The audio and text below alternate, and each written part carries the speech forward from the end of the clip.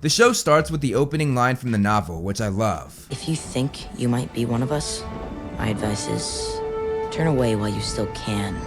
Don't say I didn't warn you. On top of that, the introduction also adds lore to the series, which is something that Rick Riordan, the author of the books, who is also a main writer for the show, said he would be doing. In terms of updating the story, it was important that I looked at it again with fresh eyes and made sure that the story was speaking to all kids. The main thing that he added was a second grade Percy seeing a black Pegasus, which is of course Blackjack, who we don't actually meet until the end of the second book. We also see a golden rhino, which reminds me a lot of the golden bulls that would attack Camp Half-Blood in the next book. This is also used to demonstrate the mist perfectly as it turns into a trash truck. The intro also introduced us to Percy drawing everything he sees, which includes a Cyclops referring to a moment Percy mentioned in the book about seeing a man with one eye at the playground. We also see that bull I mentioned earlier, Medusa, a Hydra, Cerberus the three-headed dog, the Chimera, a few Furies, the dragon, the Minotaur, the Master Bold, and a snake, which also refers to a moment mentioned in the book where a snake slithers into Percy's cot when he was just a kid, and Percy actually strangled that snake to death as just a toddler. There are a ton of Yancey Academy logos throughout this part of the series. I was very impressed for the detail that they showed for this, having sweatshirts, signs, and even the Y's on the entrance to the school. However, even with all of that, they never actually mentioned that Yancey Academy is a place for troubled kids. We see Percy and Grover playing Mytho-Magic, which is the game that Nico D'Angelo introduces us to in the third novel. Later in the show, Grover says that these cards were part of Percy's training. The Mytho-Magic cards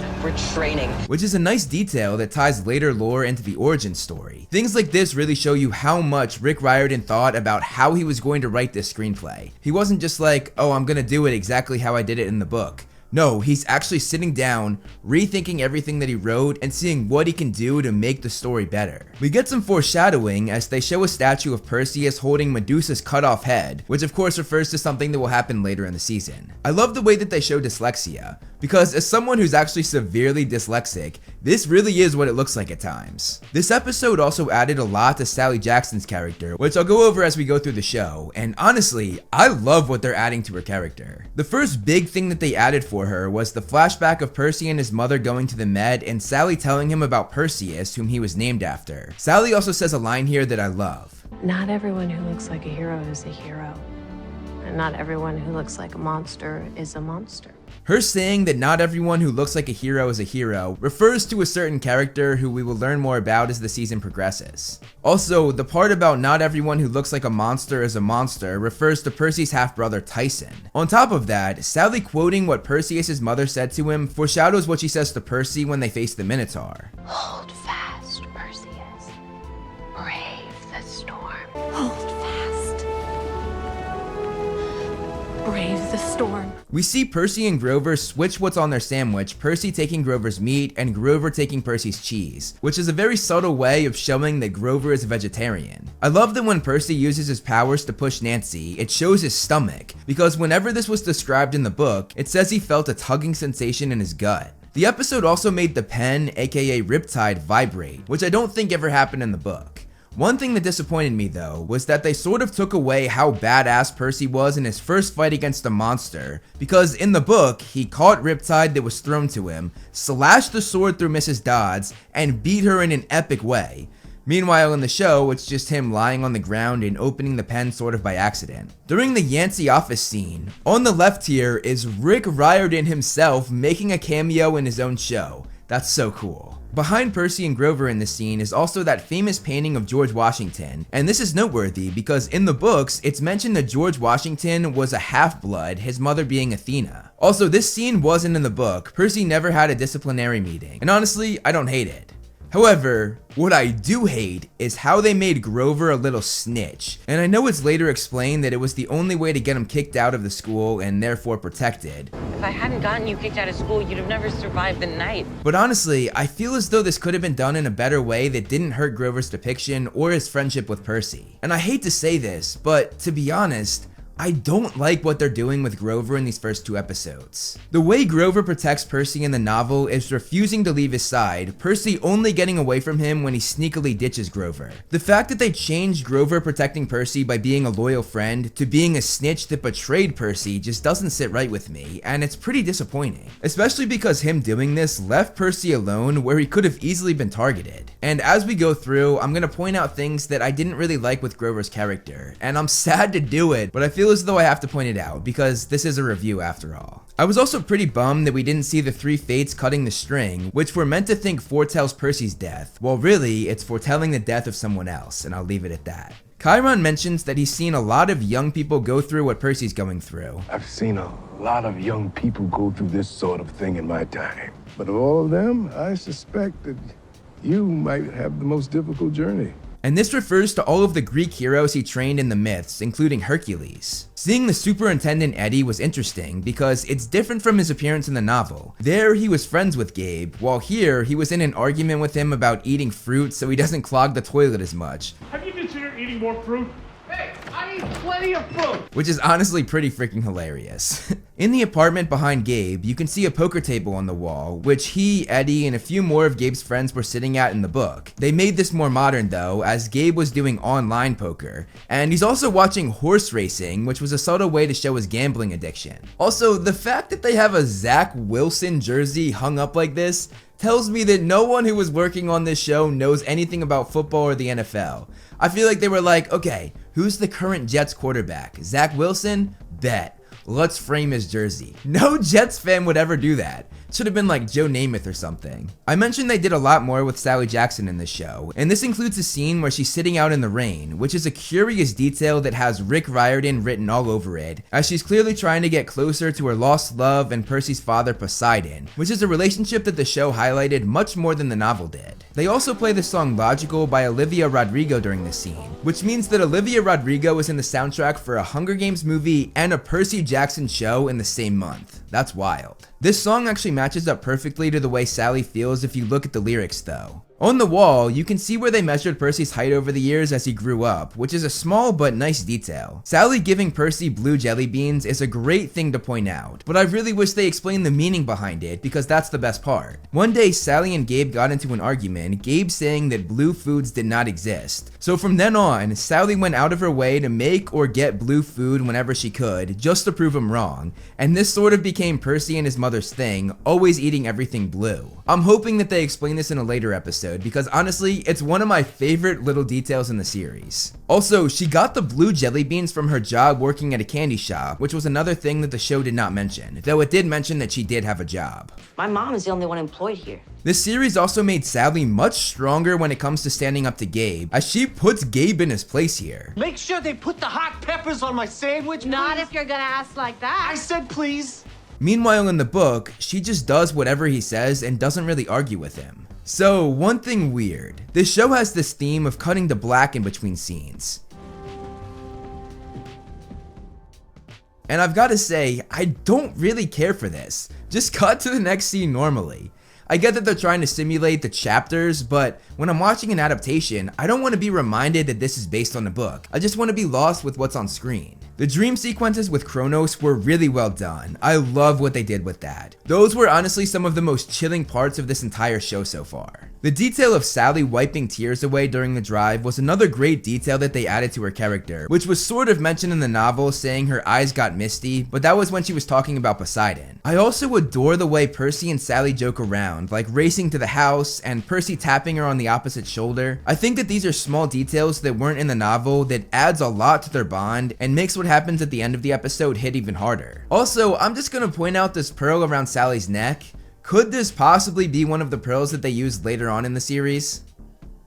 Another big moment the show gave to Sally was being the one to tell Percy that he was a half-blood, which Annabeth did in the book well after he arrived at camp, so he finds out much earlier here. This also adds a lot more to Sally and Poseidon's love story, as we find out that they met here in this house and that Percy was conceived in this house. We also get some classic Percy Jackson humor that was not in the novel, but that is absolutely hilarious. He wasn't a man at all. He was a god.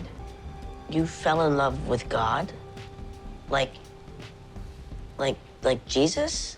Another big change is the fact that Sally was working with Grover and they had planned to take Percy to camp, whereas in the book, she had no idea what happened at school, nor did she know that Grover was coming. They're driving Gabe's car, which in the book is a 78 Camaro, which I think that's what this is based on Google Images. I don't know though, I'm not a car guy. Also, another thing weird. Grover randomly says that he's 24 as they're being attacked. Boys? Yeah, I'm actually 24. But they don't even show his face when he says this. The shot is on Percy, but then it's never brought up again. And obviously those who have read the books know that satyrs age half as fast as humans, so we know that he's older. But I feel like for the average viewer who hasn't read the books, that would be a "what did he just say" moment. And also, going back to my complaint about them cutting to black, I think this car crash is one of the worst examples of this.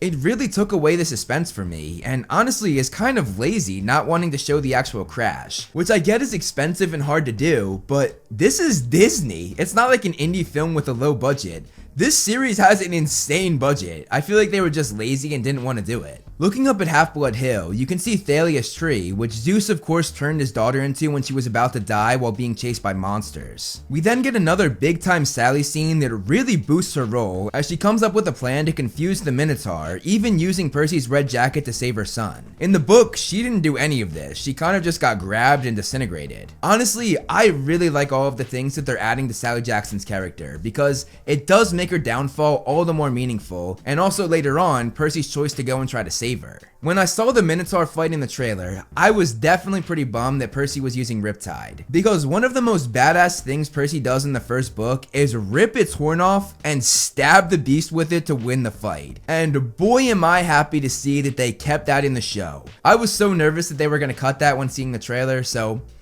I'm a happy fan. Also, seeing Riptide be uncapped like that for the first time was pretty freaking epic, and I love the way it lights up, just as described in the book. It's also interesting that he has Riptide here, because in the book, Chiron actually took Riptide back after he killed Mrs. Dodds, and didn't give it back to him until right before his quest, which means he also didn't have it for Capture the Flag in the book, but in the movie he does. We hear Annabeth say that Percy is the one. He must be the one.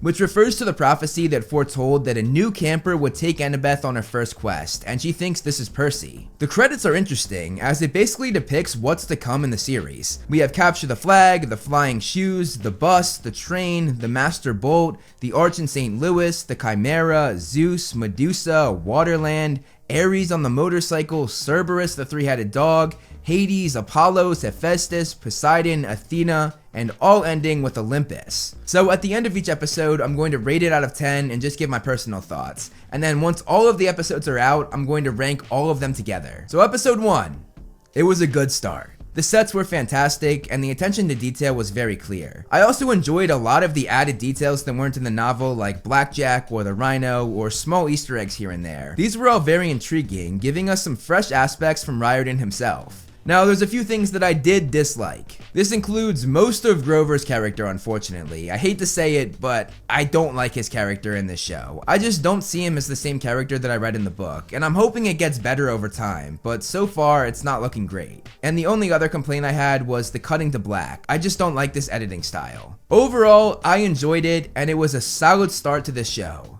I'm going to give it an 8 out of 10.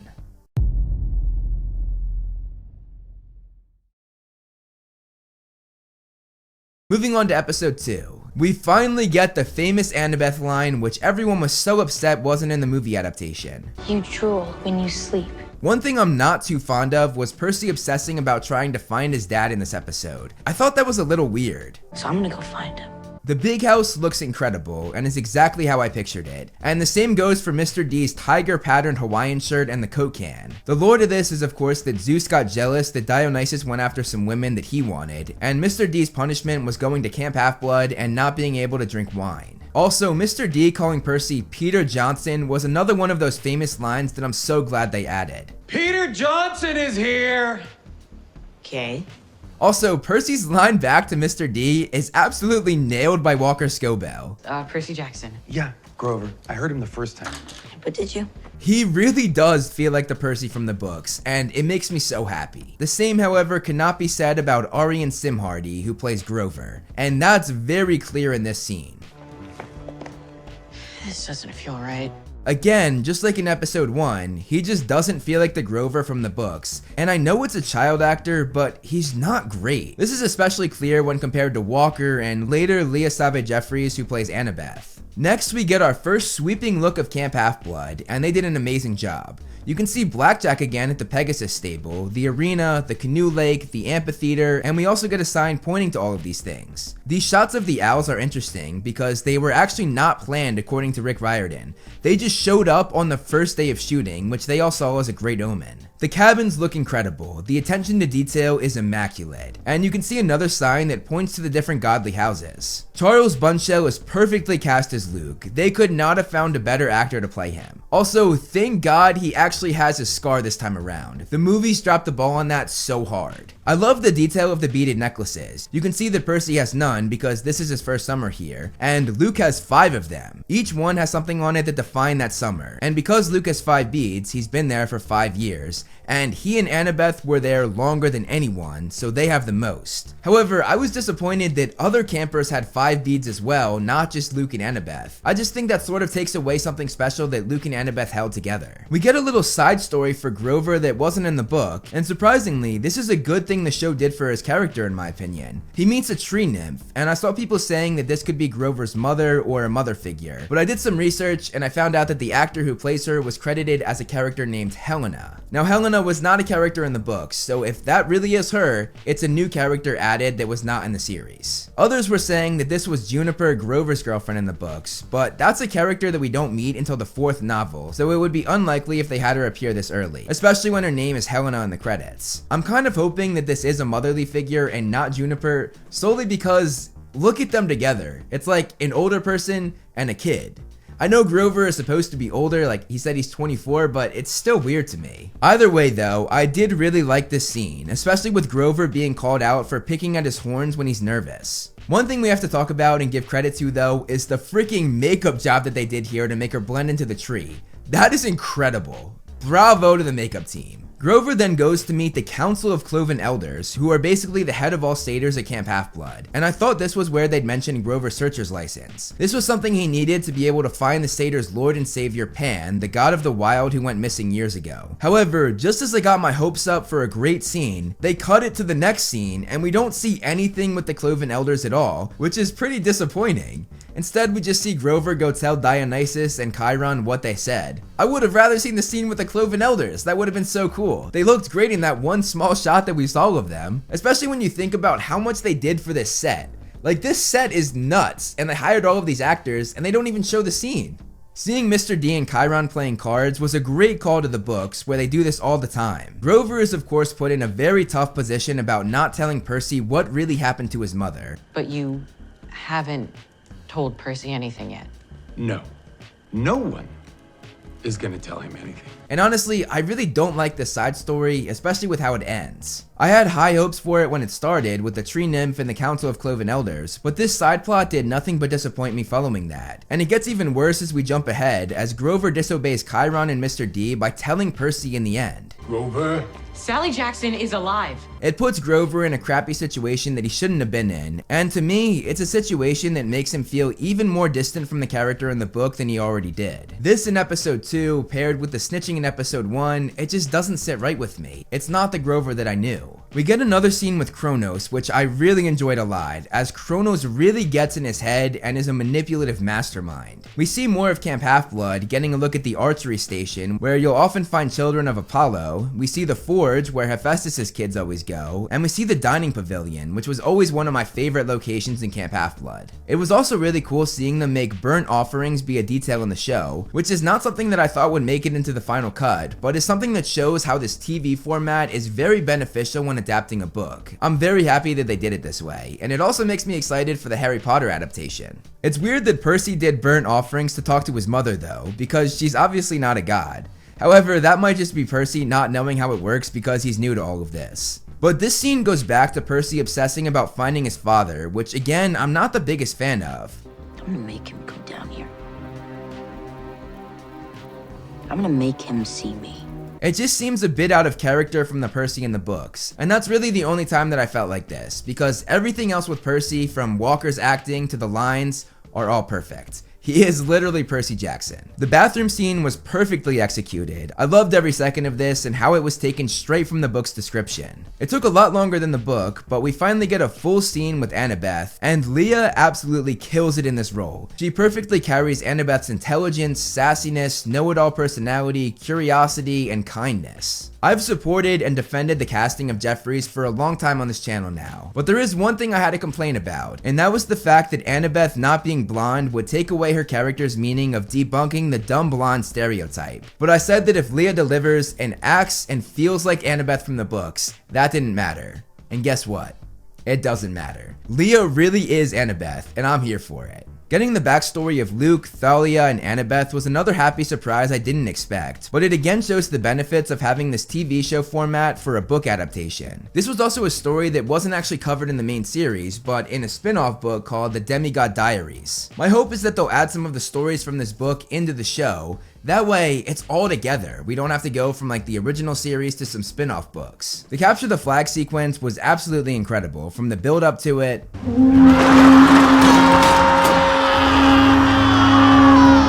all the way to the end with Percy fighting the Ares kids. It was also great to see Annabeth taking command and even seeing Luke take her lead, which really shows how strong their bond is. Also, I love that they even got the plume colors right, Clarice's team having red and Percy and Annabeth's team having blue. I'm so excited that they added Annabeth's invisibility cap, which the movies completely left out. The action in the sequence is pretty damn good though, and seeing Luke's skill with the sword was thrilling. Also, seeing Percy flossing during the games was pretty freaking funny, and I was lucky enough to see these episodes for the first time in a movie theater full of people for an early viewing, and it had everyone in the theater cracking up. Clarice's electric spear looked so cool and was exactly how I pictured it in the book. It was of course a gift from her father Ares, and honestly, the moment where it breaks and she screams, I got chills. The choreography was really good, and damn, when Walker did that flip to get his shield, that was epic. That right there is Percy Jackson. Another interesting detail that was added to the show was the fact that Annabeth knew who Percy's father was before anyone else, hence why she pushed him into the water. I actually like this a lot because it really shows off her brains and shows just how smart she is, which I think the show did a great job of showcasing, both with this added detail and some of Luke's dialogue about her earlier. Annabeth sees the world differently, always 6 steps ahead of everyone else. The scene where Percy gets claimed was really special and was something I had been waiting to see on the screen since I first read the books. You have been claimed by Poseidon. However, I wish they all bowed to him the way they did in the novel. They also cut the Hellhound attacking Percy here, which honestly I think was a good move and made the show flow much better. The cabin for Poseidon is magnificent, with that sea blue color, the statue of Poseidon with the trident, and even skeletons of some big time fish being held on the ceiling. We then get back to that scene that I mentioned earlier where Grover tells Percy the truth about his mother, which again makes me have to say that I'm just not a fan of what they did with Grover in the first 2 episodes, and I am hoping and praying that this gets better with the episodes to come. So my overall thoughts of episode 2. It wasn't as good as the first episode. I found myself questioning a lot more, and honestly I was let down a few more times than I was in the first one. Granted, they were all small things, like not seeing the Council of Cloven Elders. I mentioned I didn't like Percy's attitude toward his father, and the mix up with the beaded necklaces, which is a very minor one, but one that really bothers me. To be honest though, I'm glad that it's such small things that I'm nitpicking, because that means it's pretty good, especially when compared to the god-awful movie. One thing I feel I have to mention is the fact that there's a lot of inclusion with the actors chosen. I've seen people complain about this endlessly, which is why I felt I had to put it in the review, but all I have to say on it is I don't care how the characters look. As long as they act and feel like the characters from the books, that's all that matters. And so far, all of them, except Grover, meet that standard. So now my rating. I gave the first episode an 8 out of 10. I'm going to give this one a 7 out of 10. As I said, it wasn't as good as the first episode, but it was still pretty solid, and I like the direction they're going.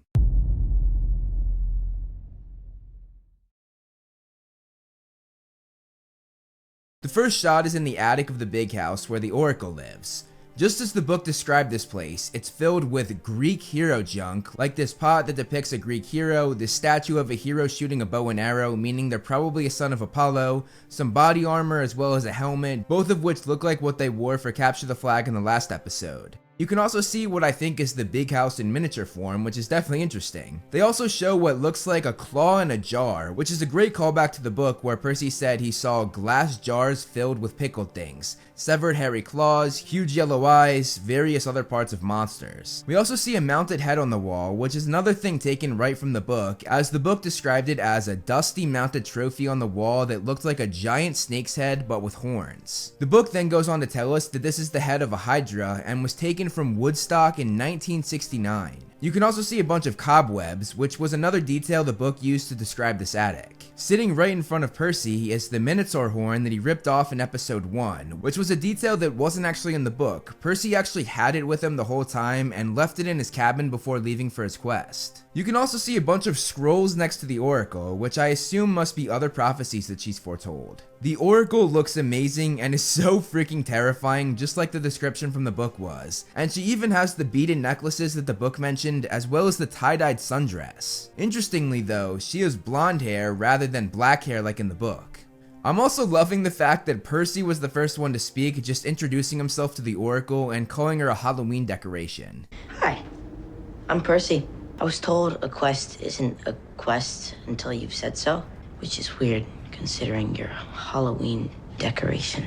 Even though Percy was not the first to speak in the book, the Oracle was, this is just such a Percy thing to say and do, and I'm here for it. The green smoke that comes out of the Oracle was magnificent as well, even depicting Gabe who foretells the prophecy just like in the novel. Once again, just like in the first episode, Gabe is all alone rather than being with his friends, which is what was described to be seen in the green smoke. And honestly, I far prefer this, because he should be a loser with no friends the way he acts. One thing I saw a lot of people saying in the comment section of my last video was that Gabe was too likable. I sort of agree with this, but I also think that this Gabe is absolutely hilarious and adds a lot of comic relief. So personally, I'm okay with it. Also, going back to the Oracle, it has a very interesting backstory. I'm not going to say too much for fear of spoiling future seasons, but the Oracle relates to a curse that was given to her by Hades, as well as the D'Angelo kids, Nico and Bianca, both of whom were sort of mentioned in the first episode as Sally Jackson mentioned a sandwich shop with their name. I'm gonna stop at D'Angelo's. Percy choosing Annabeth before Chiron even finishes what he says, I'm sure made Percabeth fans so happy. And ensure that we succeed. Annabeth.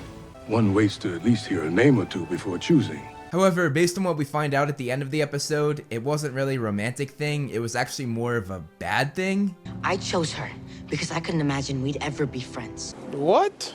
We see Grover picking up Pegasus poop, his punishment for telling Percy the truth about his mother at the end of the last episode, and he speaks to a black Pegasus specifically, which I'm assuming is Blackjack, the Pegasus that Percy would team up with later on, and who a second grade Percy saw in the opening of episode 1. However, this gets interesting to think about because Blackjack was a wild Pegasus, so seeing him here in the stables is a bit odd, and we did see him in the background of the last episode as well. But it wouldn't be the first time this series changed something rather big, but most of these changes I actually really like, and this is one of them that I'm here for. We hear the rest of the prophecy that Percy was worried about a friend betraying him. You shall be betrayed by the one who calls you friend.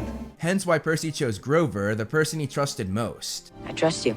This is a big step up because it shows that Percy now forgave Grover for betraying him in episode 1. A moment and change that I still despise. I think it was very out of character for Grover to betray Percy like that. But I've already talked about that enough, so let's move on. We see them packing an apple and some scrap metal for snacks, which is a detail taken right from the book. We get a look at golden drachmas, the currency used by ancient Greeks and today in the mythological world. Each one depicts something relating to a god in Greek mythology, and on the other side is the Empire State Building, but they didn't show that here. I like the fact that Luke gave Percy the shoes without Annabeth and Grover there, unlike in the book. I just think this adds a lot more contrast between Percy and Luke that I find pretty fascinating. And this becomes even more interesting when Percy mentions that he almost chose Luke for the quest, which I don't think he ever said to Luke in the novel, but please correct me if I'm wrong. I'm guessing there's going to be a lot more detail on the relationship of these two and the paths that they choose, much like the show extended Sally Jackson's role. Also, the CGI for the way the wings come out of the laces is magnificent. Like, wow, that looks so freaking good.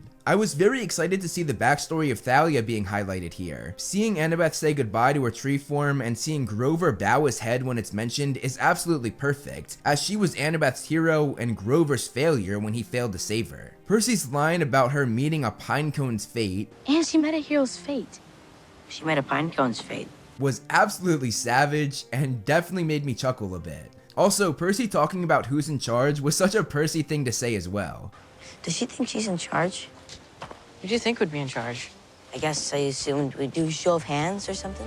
I have to say that the dialogue for Percy so far in the show has been spot on, and I think a lot of that credit has to go to Walker Scobell's delivery of the lines. I'm completely comfortable with that. There's a blink and you'll miss it moment, but you can see the Empire State Building in the reflection of the car window, which foreshadows where the entrance to Mount Olympus is, and as they show this, Grover actually mentions Olympus. Change the balance of power on Olympus. We also get a mention of Percy being a forbidden child. You're a forbidden child.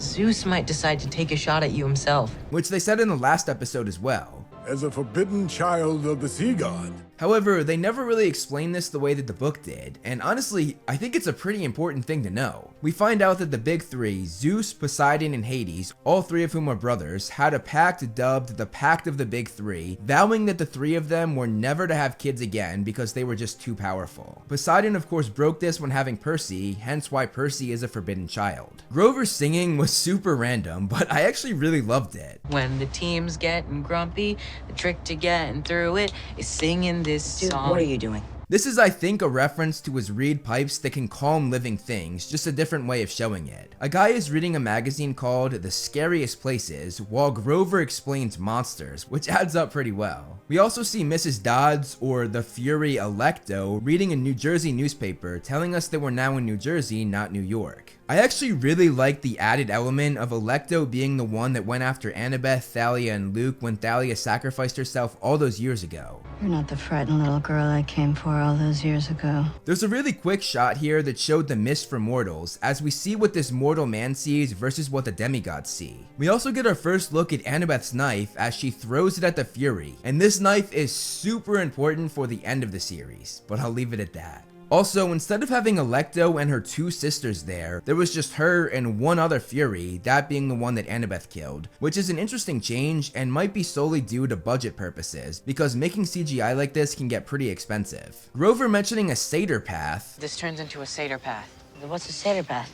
It's a road through the wilderness. Is something that was never actually mentioned in the books, but it does align with the many things we know about satyrs in the series. I wouldn't expect anything less though, seeing that Rick Riordan is one of the main writers for the series, and obviously he knows more about satyr lore in the Percy Jackson series more than anybody else. Unlike in the book, the show does not have the bus they're on blow up, which again might have been a choice decided because of budget. However, this does take away the added element of Percy being a fugitive. We get a mention of Grover's Uncle Ferdinand, Because it's actually the one my Uncle Ferdinand took when he set out on his own quest. who disappeared when looking for Pan, the god of the wilderness, the same honor Grover wants to do, get his searcher's license so he can go find Pan as well. Later in the episode, we see Grover find his missing uncle, just like in the novel. I love the set for Auntie M's Garden Gnome Emporium, as it has a very 1950s look, which adds up to the book's description of this area being sort of frozen in time.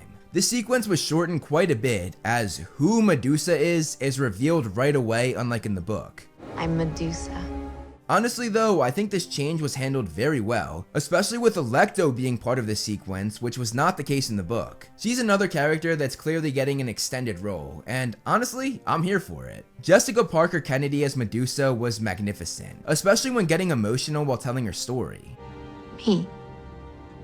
They made her more of a victim of bullying rather than a monster who wants revenge on Athena and her daughter like in the book. I don't like bullies. The gift the gods gave me is that I cannot be bullied anymore. I like this bullying rewrite because bullying is obviously a theme throughout every single section of every single Rick Riordan series, so it adds up pretty well. You can see milkshakes and burgers, which are the two things that originally drew the trio in the book, the promise of that food and drink. Medusa says that Percy will be an easy mark for Annabeth when she betrays him, And you will be an easy mark for her when the time comes. This mention of an easy mark when referring to a daughter of Athena might be a reference to the title of the third book in the sequel series, The Mark of Athena. It's interesting that the fight sequence takes place in the basement of Medusa's shop rather than outside of it, but this set looks incredible with all of the statues, so I'm not complaining. The show's version of Medusa looks so much better than the movie's version of Medusa, especially from a CGI standpoint. It does not look fake at all and actually looks pretty damn good. Also, the way they kill Medusa differs greatly from the book where Percy used a reflection. Here, however, Annabeth puts her invisibility cap on her and Percy slices her head off while she's in that state. It's a cool and refreshing change, especially after the movie already showed the reflection kill. The show's version of this also depicts how smart and quick-witted Annabeth is, just like her mother Athena, the god of war. The awkward moment between Percy and Annabeth opening the door is actually really endearing. My hands are kind of full. Of course.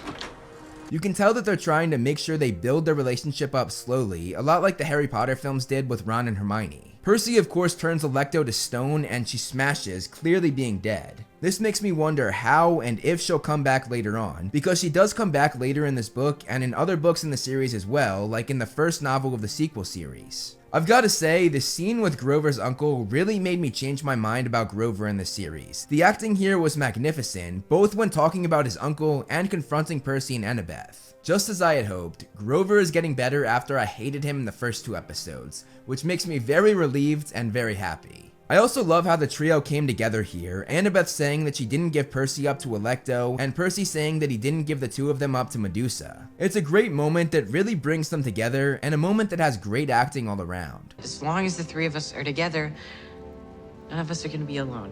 We see the box for Hermes Express, which is the mail for all of the gods, and Hermes is the father of Luke, who will play a much larger role as we move forward in the series. And speaking of Hermes, we actually see him being played by Lin-Manuel Miranda. I did not expect this, nor did I expect getting to see Percy send the head of Medusa to the gods, but I'm very pleasantly surprised that we did. It was also really cool to see how the Olympus Empire State Building entrance works as the 600th floor button appears, and then the light shines in when the doors open to Olympus. You guys are not gonna believe this. So my overall thoughts of the episode and my rating out of 10. I'm giving this episode an 8.5 out of 10 because it is definitely the best one so far. The acting was leveled up a ton, especially for Grover. This episode had so many quick lines that I just absolutely love and really show the characters from the books. I love most of the changes they made, like Alecto having a larger role in the story, being the monster that led to Thalia's sacrifice, as well as Medusa being more of a victimized character rather than a monster. There were so many small hidden details and Easter eggs to point out, which is so fun when you're a Percy Jackson fan watching this show. The CGI looked incredible, both with Medusa and the Furies. That was one thing I was really worried about with this show, as Disney Plus was stretched very thin, but the CGI artist came to bat and absolutely nailed it. But the thing that I liked most about this episode was the dynamic of the trio. They really elevated what their relationship was like at this point in the book, giving us much more detail on why Percy chose Annabeth so fast, that being simply because he knew that she would betray him, just as the prophecy said. And I also really liked Grover trying to keep the group together and balance the two out. This is especially true with the focus on how he was both of their protectors at one point. He's my protector. It's his job. He was my protector first. I also love the dynamic of Percy and Annabeth both being offered a chance to get what they wanted by betraying the other, and both instead choosing to kill the monster, Annabeth throwing her knife to kill the Fury, and Percy cutting Medusa's head off. Alecto offered to help our quest if I gave you up to her. What did you say? I killed her sister. Medusa offered to help me save my mom if I turned to the 2 of you. What'd you say? I cut off her head. This was an all-around great episode and definitely the best one so far, and that's something I did not expect. I went into this episode expecting it to regress, so seeing it actually get better made me very happy.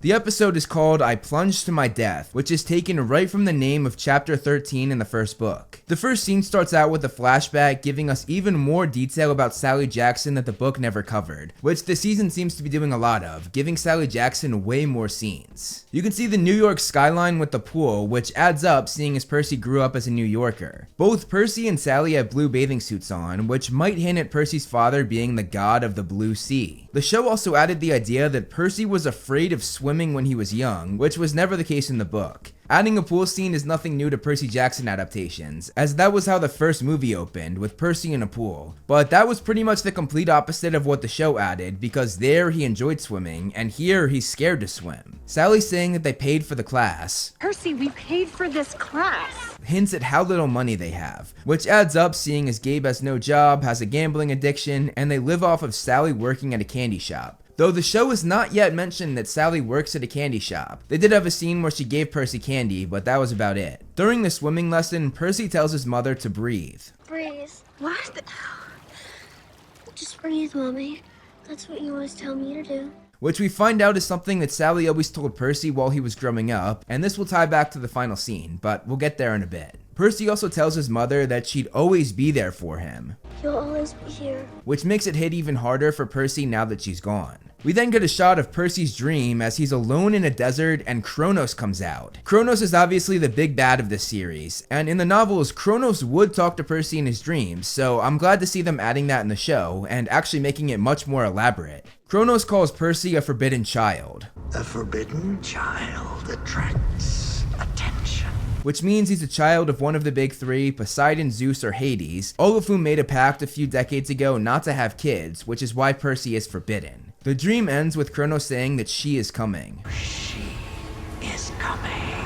Which hints at Echidna, the mother of all monsters. Percy wakes up on a train, which they did take in the book, but they expanded their time on the train a ton. We get a lot more development with Annabeth and Percy's relationship in this episode, starting with their heart-to-heart about Thalia. This also reveals more about Thalia's character, like how she made Annabeth earn it before really caring for her. When Luke and Thalia found me, Luke cared for me right away. But Thalia, she made me earn it. Which I don't believe was in the book. I think that was something made for the show, but please correct me if I'm wrong. There's also a bit about how Luke and Thalia found Annabeth, and this was a backstory that we read about in the 5th book, and it's where Luke gave Annabeth the knife that she wields. And as I said in the last episode, that knife is crucial to the final book, but I'm gonna leave it there. Percy starts to bash the gods a bit. The way the gods want us to think. Gotta burn an offering to get a parent's attention. Gotta beat up on Clarice just to get my father to admit he's my father. It isn't supposed to work that way. This is a theme throughout the books that is constantly brought up, that gods are entitled and use their demigod children. However, this isn't brought up this early in the books, so it's interesting that it's brought up so early here. And in the last episode, we also had more of the bashing of the gods, but from the point of view of Medusa, which, as I said in my last video, was a backstory that was slightly changed, making her more of a bullied victim of the gods. When we look at Annabeth's necklace, she has the beads for all of the summer she was at Camp Half-Blood, as well as the ring that her father gave her, which is a detail straight from the book. And speaking of her father, we get an explanation about how her father and Athena had her, all stemming from a thought. That's how it works with Athena. We're born from a thought in her mind and then given to a partner she feels connected to. And this is taken straight from Greek mythology that the book series is based on. As Annabeth talks about her father loving her, he loved me. She grabs onto that ring around her neck that I just mentioned, which was a nice detail. We also find out the backstory of why Annabeth ran away. Then he met a woman. And to her, I wasn't a gift. I was a problem. We later find out that this wasn't entirely the case, and this is something that's actually not resolved until the 3rd book. Percy sees centaurs running next to the train, which is a detail right from the book, and is a detail that I never thought they would add, but I love that they did. This also shows how the mist works, because obviously none of the mortals on the train can see them for what they truly are. This is also where we finally learn about Grover's desire to become a searcher and to find the god of the wild, Pan. The bravest satyrs volunteer to become searchers, trying to find Pan. And we also learn more about Grover's disdain for humans who sort of poison the earth in the satyrs' eyes. Without Pan to protect the natural world, humans have been trying really hard to chip away at it. From here on, almost everything in this episode was changed from the book, and this starts with the plot of Echidna trashing their room. We get some good Annabeth dialogue as she really shows her feistiness. Are we under arrest?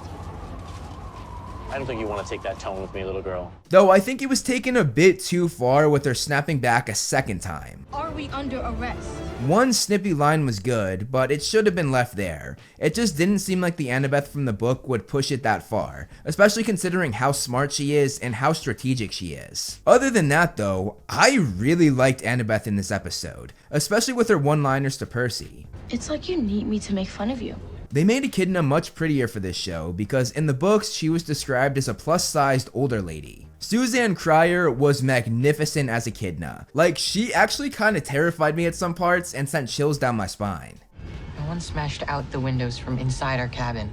I just wish they gave her the reptilian tongue that she had in the book. I think that was a major missed opportunity on the showrunner's part. It was super interesting hearing Echidna's point of view of how demigods were the dangerous creatures. The demigod is a more dangerous creature. I thought that was a nice added detail that wasn't actually in the novel. Now, as I said, none of this actually happened in the book. Echidna didn't actually appear until they were at the top of the arch in the novel, but I do actually like this added addition. This is especially true with the fight on the train. Seeing Annabeth take that knife out that Luke gave her and seeing her be a total badass and stabbing the Chimera, it was pretty thrilling.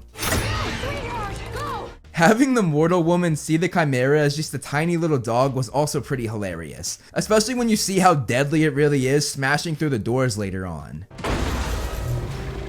I also love the fact that we don't actually see the beast until its reveal later on. That was a really nice touch that made the build-up very worth it. Another great Annabeth moment was her thinking to lock the cops out, which really shows her strategizing while in the field. This adds up as her mother Athena was the god of war, and more specifically the god of war strategy. When they go to the St. Louis Arch, we hear Annabeth talking about how it was built. It's got no internal support.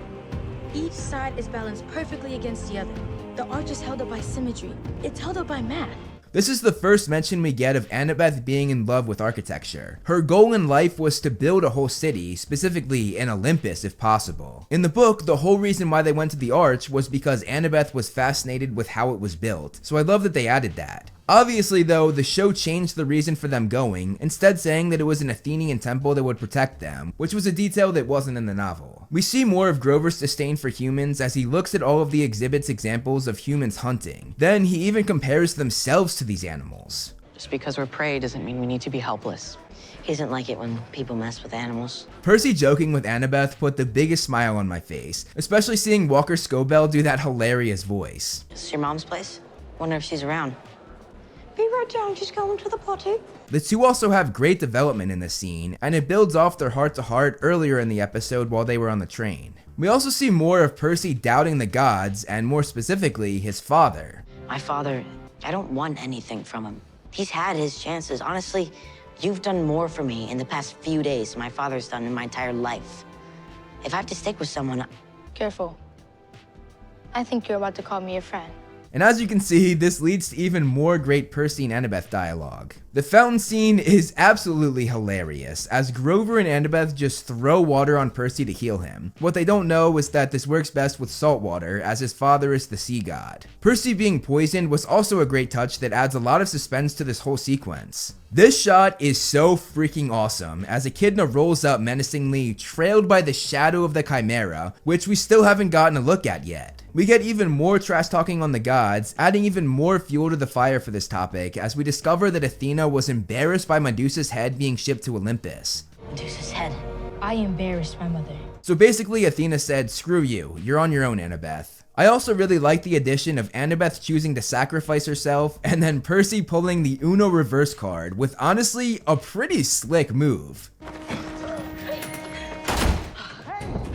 This was all done very differently in the book, because at this point in the novel, they didn't even know that Echidna was after them. It was only after there was no room for Percy on the elevator, meaning that he stayed up while Grover and Annabeth went down, and then that's where Echidna and the Chimera were revealed for the first time. When we finally see the Chimera, it was well worth the wait for this reveal. It looks amazing, incorporating the lion in the front, the goat in the middle, and the dragon in the back. I also love how it expands when it gets ready to breathe fire. This sequence is also even better because of the fact that Percy was not only fighting the Chimera and the demigod killer, but doing it while poisoned. I will say though, I wish the fight was a bit longer. It barely even played out, which is a complaint that I've had a lot with this show. Short fights that could have been longer. Percy falling from the arch is such a monumental moment, and the way they shot it was magnificent. First with a wide shot way off in the distance showing how far the fall is, and then with a point of view shot of the actual fall. Now, one thing interesting is the book actually made a mistake here. Rick Riordan wrote it as though the Mississippi River was directly below the arch, which is not actually the case in real life. To fix this, they actually had Poseidon grab him in midair with a blast of water, which I think was a very good fix for this little error. While on the river in the book, it depicted Sally Jackson's form coming forth as the messenger, but the show changed this to just being a sea creature, but it does have his mother's voice. It's all right, Percy.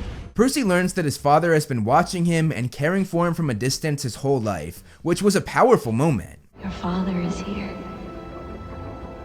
He's always been here. It then calls it back to that first scene and the just breathe line. Just breathe. And Percy realizes that he can actually breathe underwater. What a way to end the episode.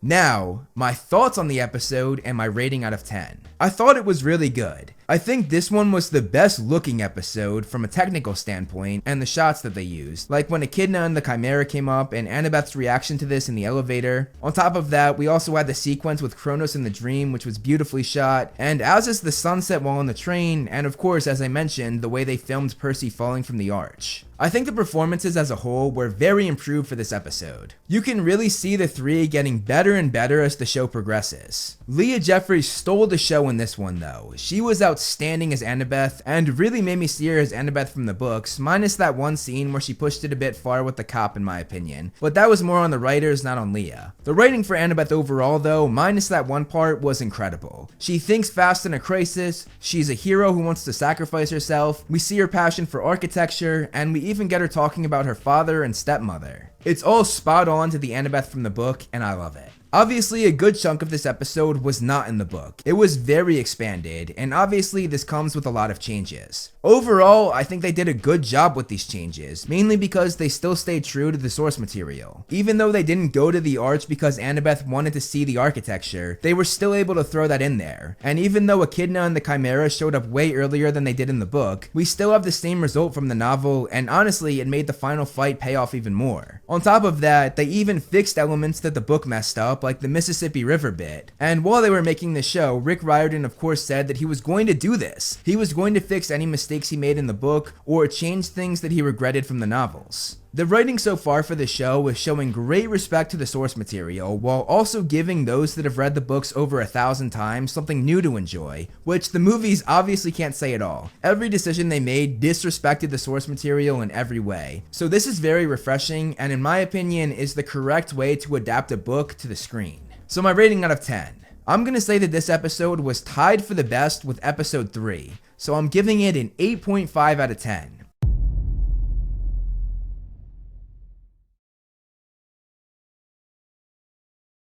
The episode is called A God Gives Us Cheeseburgers, which is taken right from the name of chapter 15 in the first novel. The episode starts with a beautiful point of view shot as Percy swims to the surface and we see the St. Louis Arch with smoke coming out of the top where Percy just jumped, as well as a rescue helicopter. Then we have a wide shot from below the arch as Grover and Annabeth sit and wait with the police and also the FBI according to this car. After that, we then see the 3 fates. I was so upset that they were cut from the first episode because they were actually supposed to show up for the earlier events in the novel, but I'm so happy that they incorporated them here. Looking at them, we have Clotho the Spinner, Lachesis the Measurer, and Atropos the Unbending, who was the one who cut the string. I also think it's hilarious that they're all wearing different colored Crocs to match their jumpsuits. The cutting of the string means that you or someone is going to die. Instead of Percy seeing it like in the book though, it's Annabeth that sees this, and she later says that this means one of them is going to die. It means one of us is going to die.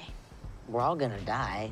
Obviously, if you've read the books, you know what the cutting of the string really means, and it's a huge twist that we won't find out for a very long time if the show continues, but I'll leave it at that for spoiler's sake. It's interesting that Grover's legs are out and being shown. In the book, he actively hid them with long pants, which always made me question, why do that if the mist will cover it anyway? And just from a technical standpoint, Disney actively choosing to have to do CGI for his legs in every shot is a questionable decision when it comes to the budget, but I respect the hell out of it because it shows true dedication. Grover is also wearing the red Converse that are the flying shoes Luke gave to Percy, which Grover put on during episode 3. This is a small detail, but just the way Percy climbs over the railing after getting out of the water, and also the way he looks at them gives off perfect Percy vibes from the book. So well done by Walker Scobell. Hi. Walker is becoming my Percy from the books more and more as we go, and I'm absolutely loving it. One thing weird though is that he's soaking wet, while in the book, he actually can't get wet at all. He stays dry whenever he goes into the water. Maybe that's a power he'll get later on, I don't know. We get a nice Percy and Annabeth moment as she flings herself into hugging him, which really put a smile on my face. Then we just have Grover third wheeling. So, they skipped over Percy being told that they need to go to Santa Monica while underwater, which I'm fine with. I like that the last thing we saw of him in the water was him learning that he can breathe. Santa Monica is of course where Percy's epic fight with Ares takes place, which fans of the books have been anticipating so much, and that includes me. Grover mentions all the trouble they're in and how the cops are after them, which goes along with how Percy was a fugitive in the book, and that's literally the name of a chapter. I had a complaint earlier that we didn't see them blow the bus up in episode 3, but as Grover says, they instead crashed the train they were on. But honestly, that change is fine with me. I think that the train crashing is a good replacement for the bus being blown up. Percy mentions that Hades couldn't steal the Master Bolt. we're pretty sure Hades has the Master Bolt, but he couldn't have stolen it himself. Which is true. As we found out in the book, a god is not allowed to steal another god's symbol of power. Percy says that his father saved him. He saved me. My dad.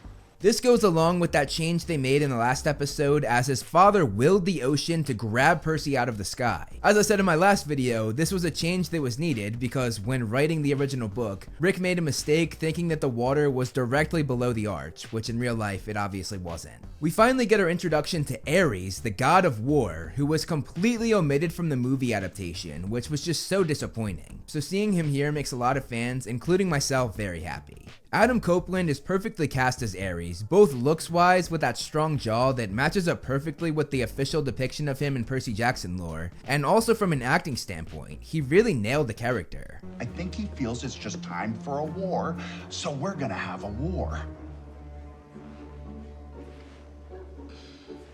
Isn't that great? One thing I wish they added though was his sunglasses and the fire coming out from underneath them like the book described. They seem to be skipping over small things like that. We saw this in the last episode with them not having a kid in a snake tongue. I feel these are small things that would have gone a long way, but I'm just nitpicking at this point. I do love that they mentioned how Ares is Percy's cousin. As your big cousin. And this is true because he's the son of Hera and Zeus is the brother of Poseidon, who is of course the father of Percy, hence Percy and Ares are technically first cousins. Ares calls Annabeth wise because she's the daughter of Athena. You must be Athena's kid.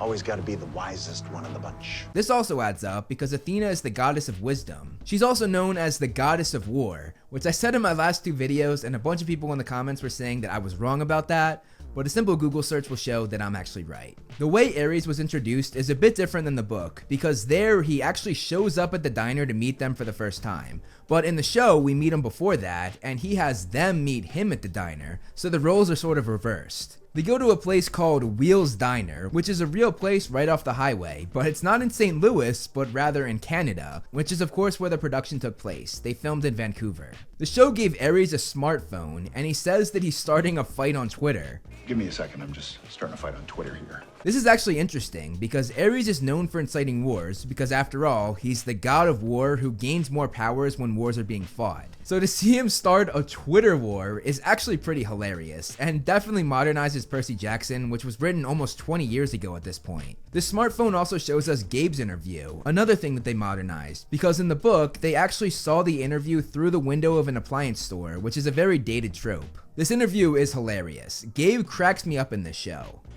We really love that car. So much. And I know a lot of people said that they don't like this Gabe because he's too likable, but for me, I think he's so funny that I can forgive that. I love that Annabeth stands up to Ares. If you're supposed to be looking for the Master Boat too, shouldn't you be out there looking for it? There's no fear in you, is there?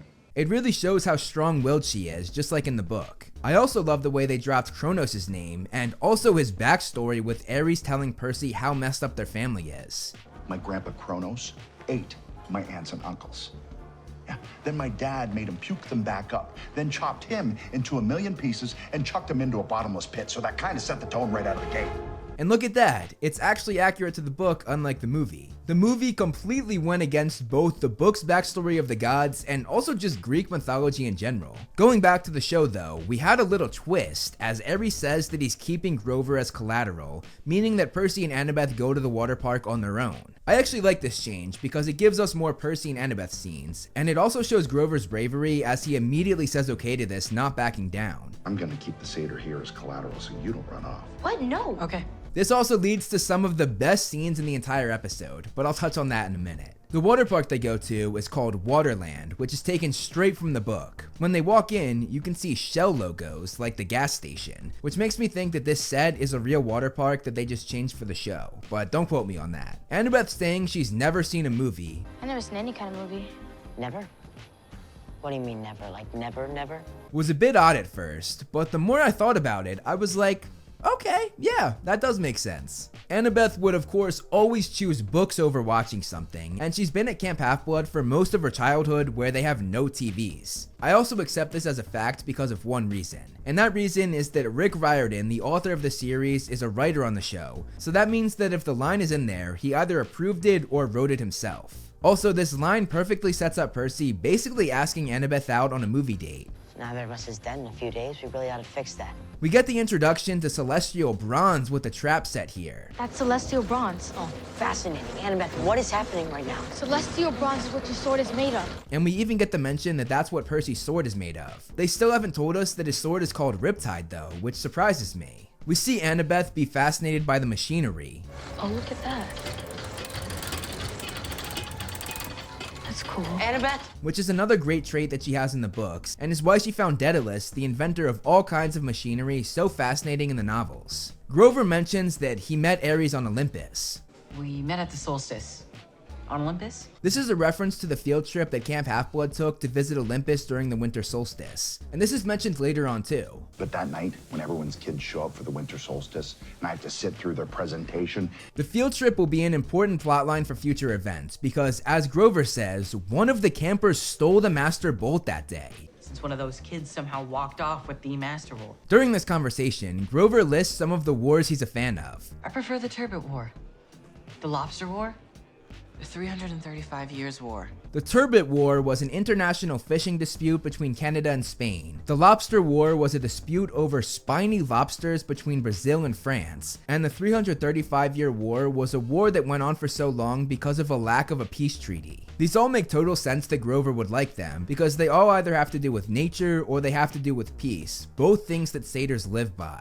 The show also incorporated Thrill Ride-O Love, which was another thing taken straight from the book. However, they changed the sequence quite a bit. They add the song What Is Love, which is pretty hilarious, and they show a dancing animation to give us Hephaestus' backstory, which is honestly a really creative way of giving us book information that might be hard to adapt. It sort of reminds me how Harry Potter adapted the Tale of the Three Brothers. In the animation in the show though, we see Hephaestus be born from his mother Hera, who then threw him off Mount Olympus because of his lameness. And yes, that's an actual quote from Greek mythology. Lameness. The animation then shows him being a blacksmith, marrying the god of love Aphrodite, and Aphrodite being unfaithful to him, which she of course did with Ares, the person that sent them here. We then get the show extending Sally Jackson's role even more than they already have. The show of course added the fact that Sally told Percy stories of the gods, and now Percy comes to the realization that she was telling these stories to keep him away from the gods and Camp Half-Blood. She said this is what the gods are like to each other.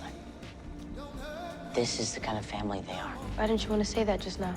She was trying to keep me away from you guys. I'm actually a pretty big fan of this change, and so far, I've been loving what the show and in turn Rick has been adding to Sally Jackson's character. Having Rick on as a writer for the show I think makes a lot of the changes hold much more weight than the changes in the movie did, because the movies went against Rick's wishes, while the show allows him to tell the story he wanted from the novel, and on top of that, change and add things that he wished he had done with the original book almost 20 years later. A lot of you were asking why I praised the show for changing things while I bashed the movies for doing the same thing, and that's why. It's because it's Rick's vision. And as I've been saying, the changes don't completely alter the plot like the films did. The changes in the show add to it while telling the same story the novels did. The show added a lot to this ride, as Percy and Annabeth jump into the water and Percy uses his water powers to save them. To be honest though, I wish they showed this happening rather than just cutting to them being out of the water. That was pretty disappointing in my book. Where they find the shield is different from the book as well, because there they just found it in the boat next to them, while here it's in the trapped throne that Hephaestus made for his mother Hera. It was a gift with a hidden purpose. Hephaestus offered it to Hera, but as soon as she sat in it, she couldn't get up. It's cool to see the show being able to add more Greek mythology to the series, because that story that Percy told was not in the book and is an actual Greek story, just like much of the lore in the novels. The obstacle to the shield is very different too, because in the book, they were attacked by a bunch of metal spiders, while in the show, they have to sit in the throne and sacrifice one of them. This also adds a new dynamic to their mission, and we get another back and forth between Percy and Annabeth, both arguing about who gets to give their life, perfectly playing off the stairwell scene on the arch, which was another piece that wasn't in the original book. This back and forth showed some incredible acting from Scobell and Jeffries. I was super impressed. And during this, Annabeth calls Percy Seaweed Brain. This isn't the arch seaweed brain. The nickname she gave him in the first book and that stuck for years to come, even when they started dating many years later. This scene also adds a ton to Percy and Annabeth's relationship that was not in the book. I was gonna say, when this quest is done, can you maybe swing back here and try to get me out of this thing? You think you had to ask? It reminds me a lot of what the Harry Potter movies did with Ron and Hermione, adding little things here and there that weren't in the book and that hinted at them being together. The CGI for the throne engulfing Percy looked really good. I also did not expect to see Hephaestus himself. I love the instrument they gave him. That was a nice addition as well. His back and forth with Annabeth was also really interesting, as she actually praises Percy for his good nature and talks badly about the gods. This is a theme we've seen in the show, the gods being painted in a bad light, which is something that the books would eventually touch on, but certainly not this early. But hey, I'm here for it being in the first season. Ares says that he hates his kids. I hate my own kids. This refers to Clarice and the Ares cabin. This adds up to how he feels about her in the next book, and I think this will play out further next season when Clarice is highlighted a bit more. This back and forth between Ares and Grover is also a really interesting dynamic that I did not expect, but I'm pleasantly surprised by how much I like it. I think these are actually my favorite scenes in the episode, and it has Rick Riordan writing all over it. Especially when they discuss Ares' sister Athena and how she talks to her owl. She's the smart one? Really? If she's so smart, explain the owl.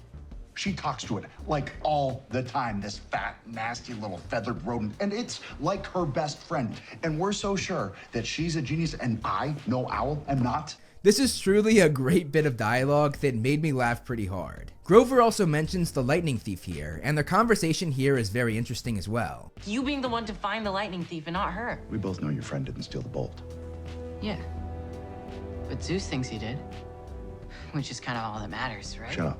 Also, with the mention of the Lightning Thief, that is the name of the first novel that Season 1 is based on. They're able to return the shield to Ares. And by the way, I love the bore the shield has on it, especially with the scar across its eye. Ares provides them with a ride, and just like in the book, it's in the back of a truck called Kindness International, which is a truck filled with zoo animals going to Vegas. We get a mention of the Lotus Casino. But in a few hours, this thing is going to be at the Lotus Casino in Vegas. Which is a big plot point coming up, and is a place that plays a big part in the books overall. Ares also says that Hermes hangs out there. Hermes hangs out there. Which is a big change from the book, because there, Hermes was not present for that scene, so I'm excited to see what they do with that. Ares also throws Percy a backpack, which is another important plotline that will play out later, but I'll leave it at that for now because again, spoilers. I loved how Percy stepped up to Ares. This matches up with the book perfectly, because whenever Percy was around the god of war, he would get frustrated or angry simply because Ares was in his presence. That was the effect the god of war had on people, and especially on Percy. This standoff also sets up their fight that we'll see later on in the season, and it does a great job of getting me even more hyped for that scene. Grover also had two hilarious lines, first when thanking Ares. Thank you for the emotional abuse and the cheeseburgers. And then when he asked for paper towels. Hey, do you think we could get some paper towels or something? It's not that nice in here. The episode ends with Grover saying he knows who stole the Master Bolt. I know who stole the Master Bolt.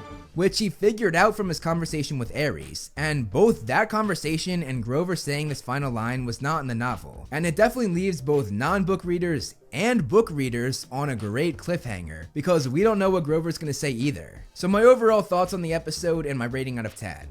I'm happy to say this is my favorite episode so far. I really don't think there's much to complain about other than not seeing Percy save himself and Annabeth when they jumped into the water. And even there, we did see Percy use his powers for a brief second, so I can forgive that. Then the only other small thing was not seeing Ares have his fire eyes, but that's just nitpicking, so that doesn't even count. I think the main three are becoming more and more like their book counterparts, and it's actually incredible to see. With every episode, they have gotten better and better with their acting, and every line I hear come out of Walker Scobell's mouth, I'm like, yes, that right there, that is Percy Jackson. And the same goes for Annabeth and Grover. Grover was honestly a highlight for me in this episode, which I love because, as I said in the first 2 episodes, I didn't really care for him there. Since then though, he has done nothing but made me fall in love with him and the actor playing him. This episode continues to do what previous episodes did, and that is painting the gods in a bad light. In this specific episode though, it talks about how messed up the gods are, first with Ares' line when talking about Kronos. Olympians fight. We betray, we backstab, we will push anyone down a flight of stairs to get ahead. And that's why I love my family so much. Then with Percy's mother not wanting him to join them. She said this is what the gods are like to each other. Then with Hephaestus' story, and then with Annabeth and Hephaestus' conversation. Eat or be eaten. Power and glory and nothing else matters. Ares is that way. Zeus is that way. My mother is that way. I find this super interesting, and it kind of digs into Rick Riordan's spin-off book, which was a book narrated by Percy as he just talks about the gods, their backstories, and as the episode talks about, how messed up they are. Now, my rating out of 10. I'm going to give this episode a 9 out of 10, which ranks it higher than any other episode so far in my opinion.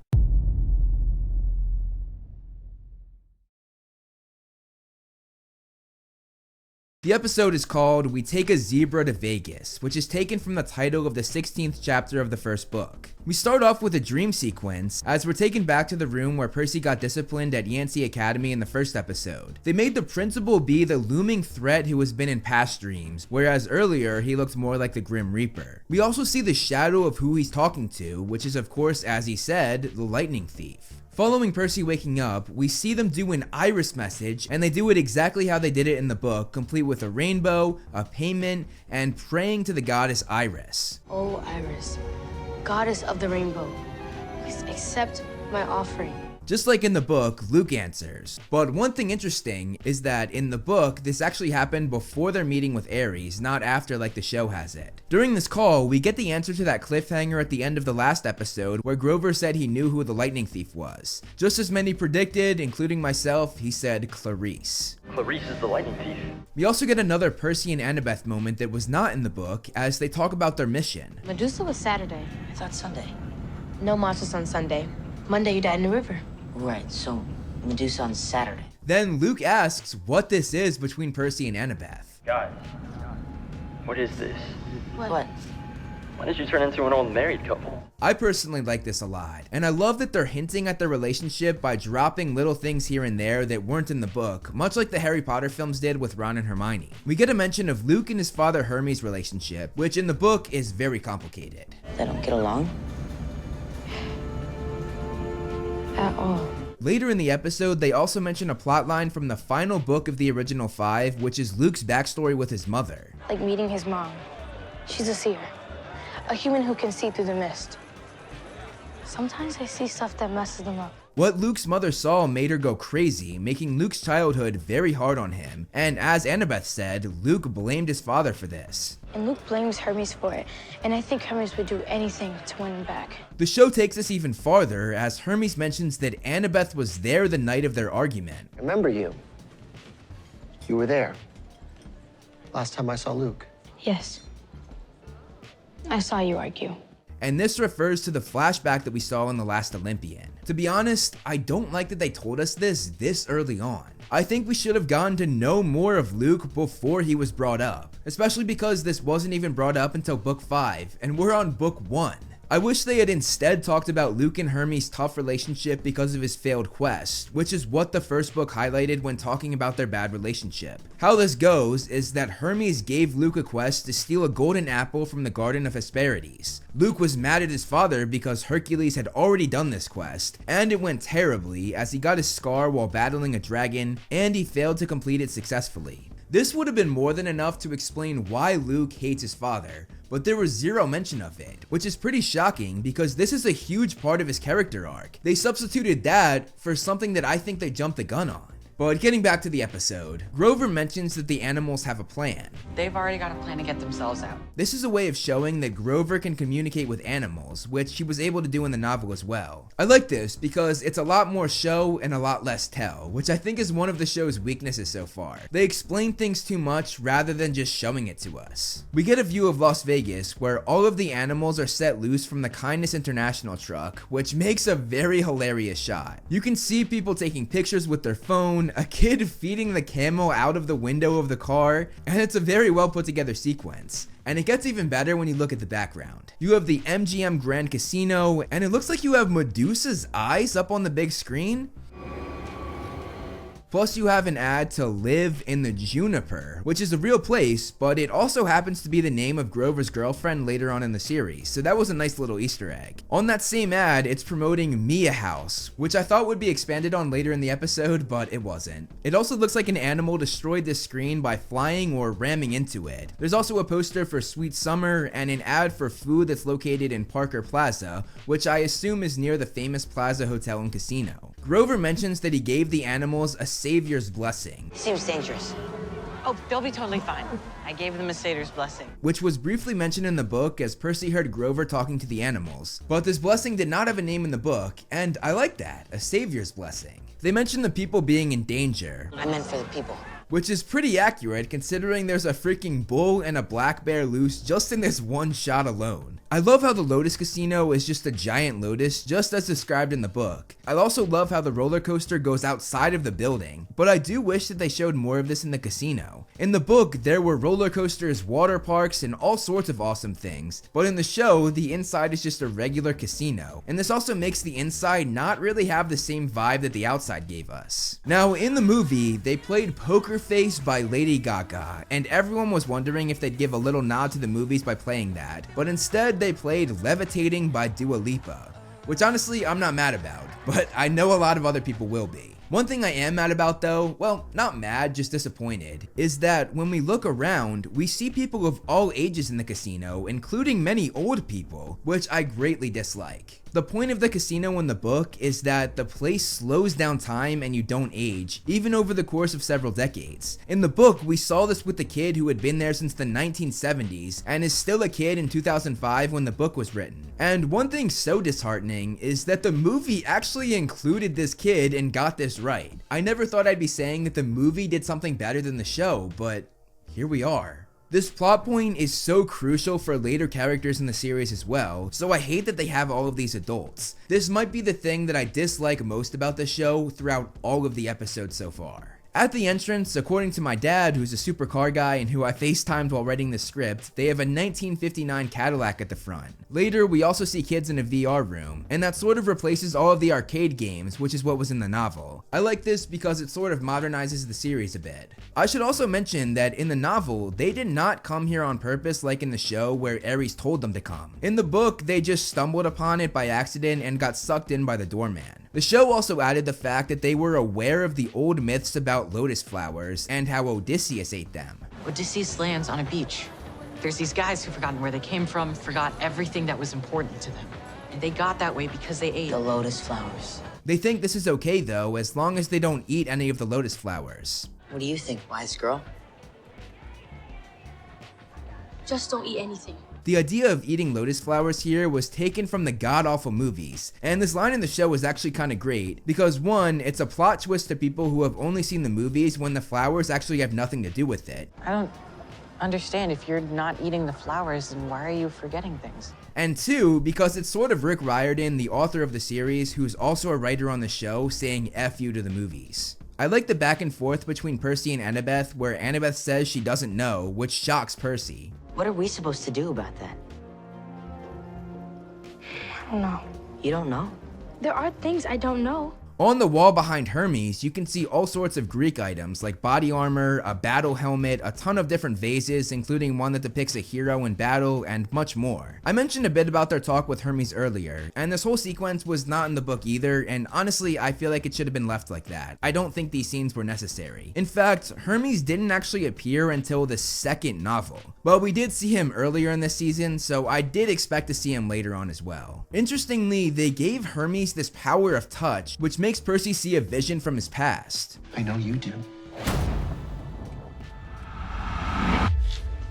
This brief little scene is intriguing, and I'm hoping we see this expanded on later in the season. Hermes also mentions Percy's father. It was your father who warned me to stay away. Said it was awful watching you struggle and feel powerless to stop it. And this goes along with how episode 4 ended, as the Ocean Spirit told Percy that his father was always watching him. Your father is here. He's always been here. This plotline gets sort of complicated though, because as Percy said in the last episode, his father was meeting him at Santa Monica. We need to go to Santa Monica. My father's gonna meet me there. So what Hermes is saying here doesn't make sense to Percy. He said he'd meet me in Santa Monica. Why would he say that if he thinks it'll make things worse? This whole added arc with Percy's father is sort of unnecessary if you ask me, especially because his father wasn't even there to meet him. I think it makes this sort of complicated plotline pointless. We also have the added character of Augustus, which is another thing that I don't think needed to be added, especially with the whole Pan plotline. I found Pan. What? Almost. He's here. I honestly wish that they had kept Grover with Percy and Annabeth for their talk with Hermes, because they keep separating them. Go check that side of the floor. I'll take Percy this way. I liked this in the last episode, mainly because his conversation with Ares was interesting, but I'm getting kind of tired of this splitting up. They separated while in the Arch, they separated while at Waterland, and now they separated in the casino. I personally want to see the trio together much more than we've been seeing. Overall, I'm very disappointed with the Lotus Casino scene. They completely cut out the fact that you don't age while you're in there, and they added a ton of things that I don't think needed to be added. The way it ended was pretty funny though, because Percy driving what was dubbed the Hermes yellow cab made for a pretty hilarious sequence. Yeah, sure. I mean, I killed the Minotaur in my first try, right? How hard could this be?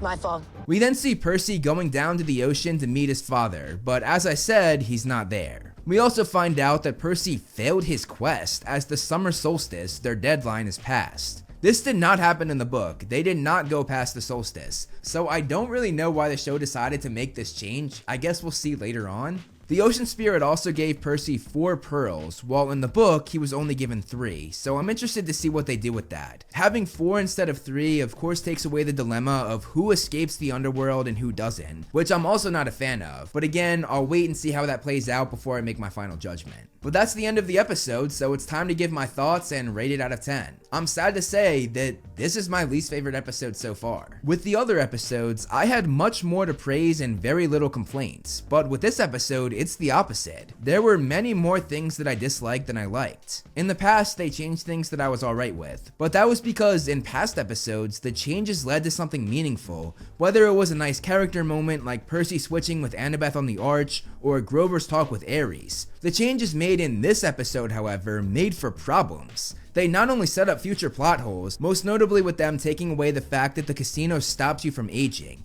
Like, there are literally so many adults and even elderly people here, showing that you clearly do age. This episode just changed or added things for no reason and with no payoff. Nothing was gained from these changes like changes in previous episodes were. Even the way the episode ended with them saying that they went over the deadline, but again, I'll wait to pass judgment on that. I also felt that adding Luke's backstory with his mother was unnecessary and, to be honest, far too early. His arc arguably hasn't even begun yet, so having a plotline that isn't there until the 5th book is silly in my opinion. And going off of that, I don't think that Hermes needed to be in this episode. If you really break it down and look at it, he didn't add anything to the episode other than maybe giving them the car, but they very easily could have figured out another way to do that. To be honest, I wish that they took a note out of what the movie did, which is something I never thought I would say, but it would have been really cool if they drove that 59 Cadillac out the window. That would have been exciting and would have cut Hermes having to be there. Now, after all my complaining, there are things that I liked. I love the outside of the Lotus Casino. The inside though, not so much. I like some of the Percy and Annabeth dialogue, like Annabeth saying that she doesn't know everything, which shocked Percy. I absolutely love the dream sequence at the beginning. I thought that was really well done. I like the fact that they used an iris message and actually followed every step that they did in the book. And finally, the comedy in the episode was on point as well, especially after the animals were set loose. As I said, overall, this is my least favorite episode in the series so far, which is disappointing considering that the last episode was my favorite. And this is even more deflating because the Lotus Casino scene was one of the things I was looking forward to most in the series.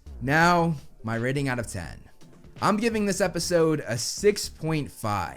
I was pretty let down with this one.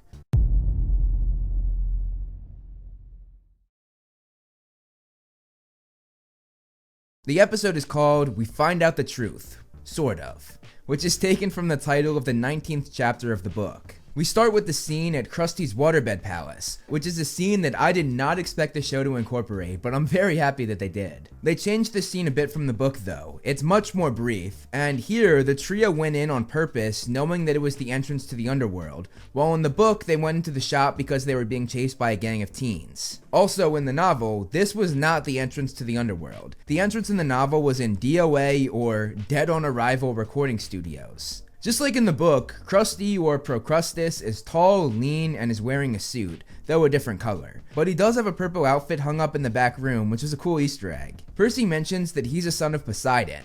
You're Procrustes, son of Poseidon and murderer of travelers. Meaning that both Percy and Krusty are brothers. This line also foreshadows that we'll see Poseidon himself later in this episode. In the book, this scene was expanded as Annabeth and Grover were trapped in the beds and were being stretched out to be taller, and Percy saved them by thinking fast on his feet and tricking Krusty. In the show though, Annabeth is the one to save Percy by pushing Krusty onto his own bed, but it doesn't stretch him out like in the book, it just wraps him up. I've gotta say though, this was a good use of Annabeth's invisibility hat. If you look on the filing cabinet here, one of them is labeled saying bills due. And if you have a whole filing cabinet for something like that, your business probably is not doing that great. Must be the downside of having all of those huge sales he was advertising. Percy gives 2 of the 4 pearls to Grover and Annabeth, and unlike in the book, they have 4 rather than 3, which we saw at the end of the last episode. Now, going to the underworld from Krusty's changes the character of Charon. In the book, Charon is the receptionist at DOA recording studios, and that Charon is very different than the Charon we got in the show with the hooded figure. Charon,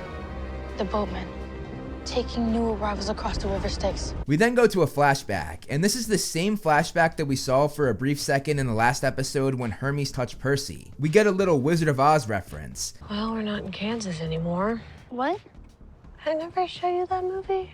And we obviously see more of Sally Jackson, which is a character that the show has expanded on so much, and honestly, I'm loving it. We find out that this little moment we saw a glimpse of in the last episode was Sally bringing Percy to a new school, which Percy does not want to go to. I'm not going.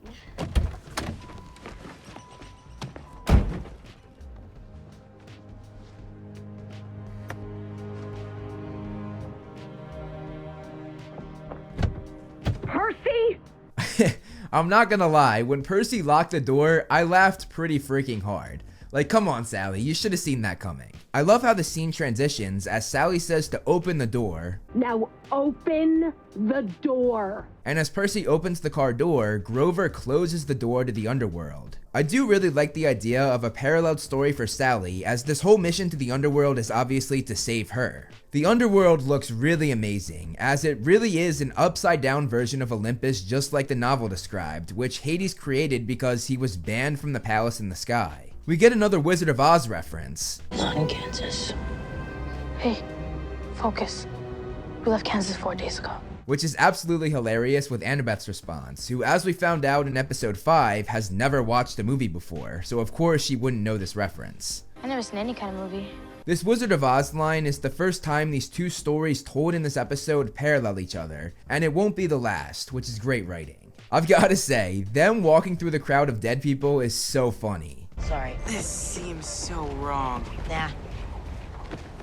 Only suckers wait in line. This is such a Percy Jackson line, and it really makes me see Walker Scobell as the Percy from the book, which I absolutely love. Now, as I mentioned, Charon is very different in the book versus the movie, and in the book, this was a great moment where Percy outsmarted Charon, talking about getting him a raise. That's now 2 times in this episode alone where they cut Percy outsmarting someone. First with Krusty, and now with Charon, which is a bit of a problem for me. The show has kind of made Percy look dumb. They've given many of his smart moments to Annabeth, and I was hoping some of these scenes would change that, but I guess not. I really hope we don't get a Harry Potter situation where they took all of Ron's brave and smart moments in the Harry Potter movies and gave them to Hermione. But so far it's looking that way, which is disappointing. I really hope that they fix this for the future. Cerberus is perfectly depicted as a Rottweiler, just like in the book, but the whole sequence with him is very different. Grover actually gets eaten, which wasn't entirely clear at first, at least not to me and my wife Kara. I feel like they should have made a bigger deal out of this, especially because Percy and Annabeth didn't really react in a way that made me think that this was the end. I was like, this is such a non-issue that he got eaten that he's clearly coming back. I'm also very surprised that they changed how Annabeth interacted with Cerberus, because in the book, she trained him and made friends with him, which did not happen in the show. She never makes friends with him. Instead, they had her put the beast to sleep, but then, it wakes back up and they escape at the last second. The exact same thing that happened with Fluffy and Harry Potter. Put it to sleep to get by, it wakes up, and they jump through the trap door at the last second. They sort of took the originality of the scene away, which really surprises me considering the fact that Rick Riordan gets pretty butthurt if you say that his series is similar to the Harry Potter series. He actually made a whole article about it on his website trying to prove that it was different from Rowling's creation.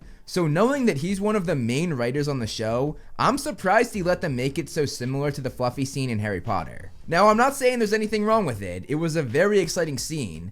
I'm just pretty surprised, that's all. Grover, of course, loses the pearl during the sequence, which we all knew was going to happen given the fact that they had 4 instead of 3. And honestly, they should have just kept it at 3 if you ask me. It was sort of a roundabout plotline that I think was kind of unnecessary. We get another flashback, and this one is really sad. Homeschooling is brought up to Sally. Have you considered homeschool? Homeschool. And this gets Percy super excited to be able to be with his mom all day, but he's immediately disappointed when she says no to this.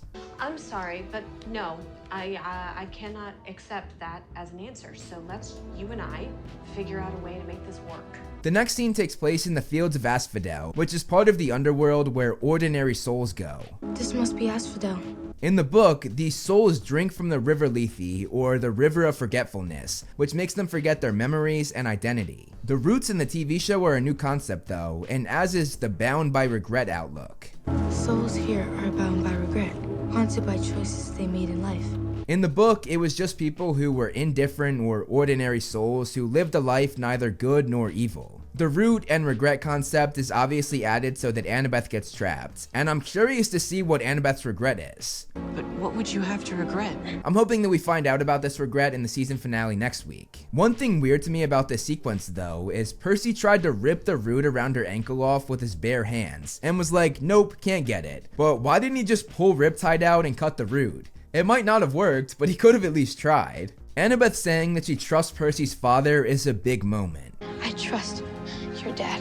And this is because her mother Athena and Percy's father Poseidon are sworn enemies. Last week I talked about how I wanted to see the trio together more, but once again we see them get split up, which once again is not the case in the book. They were together throughout the whole underworld sequence, so I'm not really sure why the show keeps doing this. This time at least, it's not Percy and Annabeth leaving, but Percy and Grover. But personally for me, it's still kind of disappointing. I want the trio together. The next scene takes place at the entrance of Tartarus, and we now have more context on that dream sequence we saw at the beginning of the 4th episode. There, Kronos approached a young Percy who was in the same desert-like area, which now makes sense seeing as that is where Kronos is trapped, right there in that pit. The shoes pull Grover down to this pit, just like in the book, and this was a super thrilling sequence that I enjoyed seeing come to life from the page. Now, just like in the book, this is when the backpack Ares gave to Percy gets heavier, weighted down by the Master Bolt. However, in the book, he doesn't realize that the bolt is in there until he's with Hades, while here, he and Grover discover it before that encounter with Hades. We get another flashback with Sally and young Percy, and it's another sad one.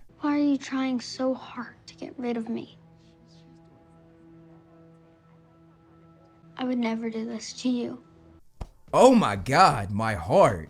If my kid said that to me, I would be absolutely heartbroken. I do not blame you for crying here, Sally. I would be crying too. Hades' palace looks incredible being flipped upside down like that, and I love the choice of the black rock and slabs and also the sort of elevator that brings them up. That was a nice touch. J. Duplass as Hades is spectacular in this role. I admire the cut of your jib.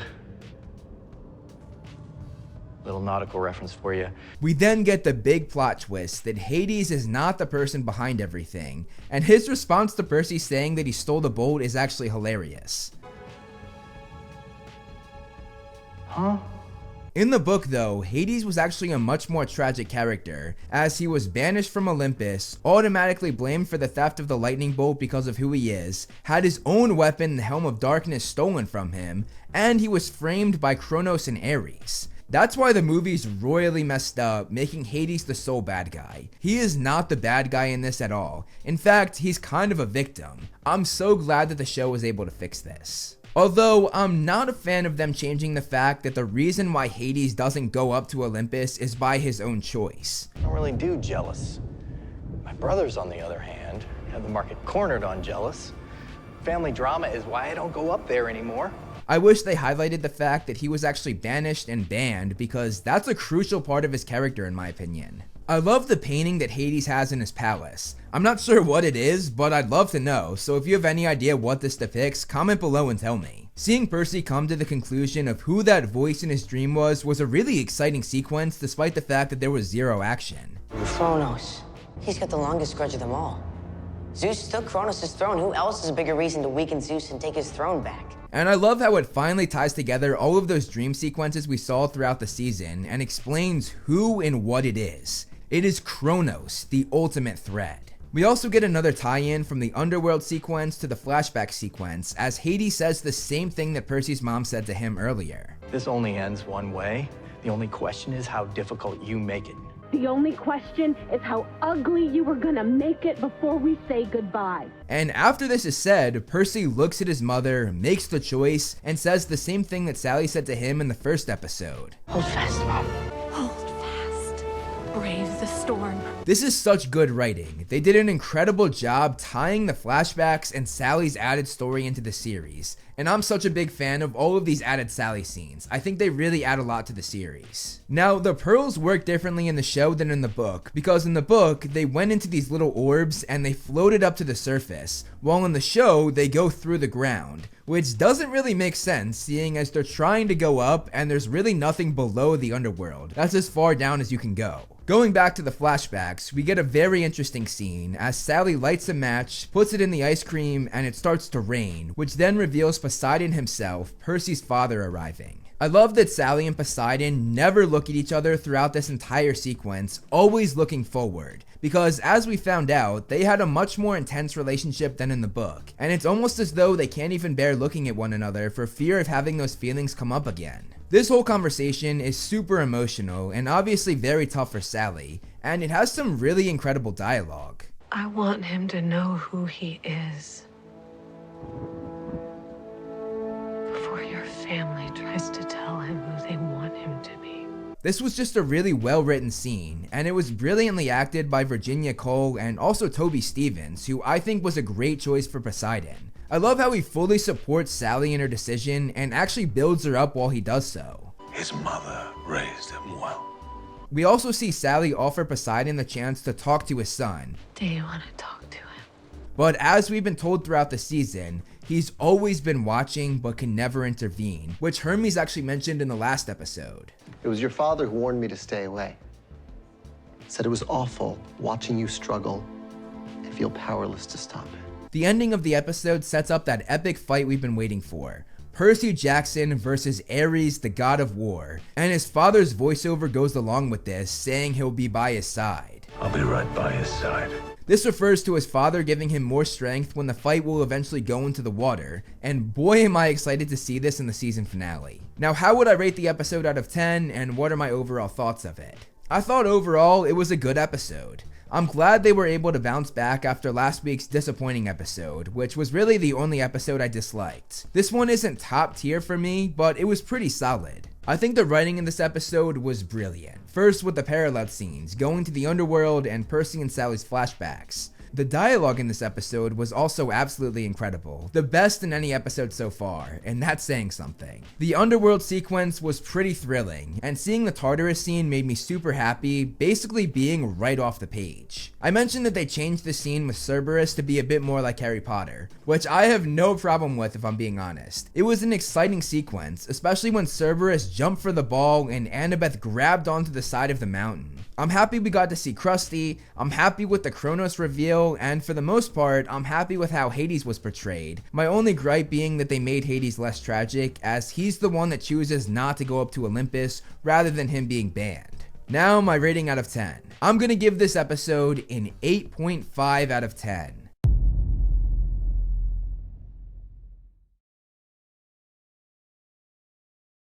This episode is called The Prophecy Comes True, which is the same name chapter 22 of the book has. Also, both are the final episode / chapter in the show / book. The episode starts where the last episode left off, which is Percy getting ready to battle Ares. But we get a voiceover from Luke first. You didn't ask to be a half-blood, but you are one. That makes you part of something bigger than yourself. And this voiceover leads to a flashback of Luke teaching Percy how to sword fight. I'm glad that they added this, because we really didn't see how Percy got his skill with a sword. So adding this fills in the missing gap I felt the show sort of left out. Also, that transition back to the present, going from Luke's sword to Percy's, was such a nice touch. That was so well done. Percy calls Ares out, saying that Kronos got him through his dreams, but Ares says that gods don't dream. Gods don't dream, little man. Which we later find out from Poseidon is a lie. Of course we dream. We then see the thing I and many other fans have been waiting for since it was first announced that the show is coming out. Percy Jackson versus Ares, the god of war. I love that Percy gets pretty messed up in the beginning of the fight, but then we see his true power when he's kicked into the water. Now let me set this straight. I hate the movies, but that scene where Percy makes all the water come around him was epic. And this is the show's version of that, but they actually made it book accurate. This is such an amazingly well done scene, and they end the fight with Percy cutting Ares in the same place where he cut him in the book. Ares of course bleeds golden ichor, the blood of the gods, which I got so excited for when I first saw it on screen. Also, the fact that Percy beat a literal god, and not just any god, the god of war, on his first quest is insane. That really shows you how powerful this kid is. And you thought you were just a kid. Ares is obviously pissed that he lost, and he says that Percy will have an enemy for life. Want to know what you really won today? An enemy for life. I'm disappointed though that they didn't add him saying he was going to curse his sword Riptide, which came to fruition in the third book during a crucial fight. But to avoid spoilers, I'm going to leave it at that. Ares goes into his true godly form, or the divine form, which if you look at, it will kill you. Don't look at his true form! The Helm of Darkness looks awesome in my opinion, and I love how the patterns on it match Zeus's lightning bolts. Obviously, unlike in the book, this fight did not happen in front of a whole media circus, which is a change that I'm actually alright with. I'm happy that it was just the four of them, that being Percy, Annabeth, Grover, and Ares. It felt more private, and it made it feel more epic in some ways. Where they are also happens to be where the beach house Percy and his mother always went to was, which we saw for the first time in episode 1, and this is not where that fight took place in the novel. We hear on the radio that there was violent seismic activity, which might have been caused by what Percy did with the water. And the radio also says that it was caused by solar flares. Are typically caused by solar flares. This mention of solar flares is actually really cool because it references a line from the 5th book. There, Hermes told Percy that mortals would put everything that happened down to solar flares because they'll believe anything but the truth. In the beach house, you can see binoculars on the windowsill looking out to the sea, which is a nice detail that might hint to the fact that Sally sometimes looks out there for the man she loves, the god of the sea. On the fridge, you can see a drawing that says summer, which might have been made by Percy and that Sally hung up. You can also see a sticker that says golf, which if I had to guess, is from a mini golf game that Percy and Sally probably played. On top of that, there's also a few menus, one for Mexican food and one for seafood, as well as a 30% off coupon if you look really closely, which makes sense because Sally doesn't have a lot of money. She would of course want to use a coupon for 30% off. Percy meets with Alecto in the house, who last we saw had been turned to stone by Percy and smashed to the ground, so I guess she's back from the dead. We find out that the whole time, Alecto was actually going after the Helm of Darkness for Hades, which they thought that Percy had stolen, making her much less bad in the eyes of Percy and also in the audience. Percy mentions that the last war on Olympus led to World War II.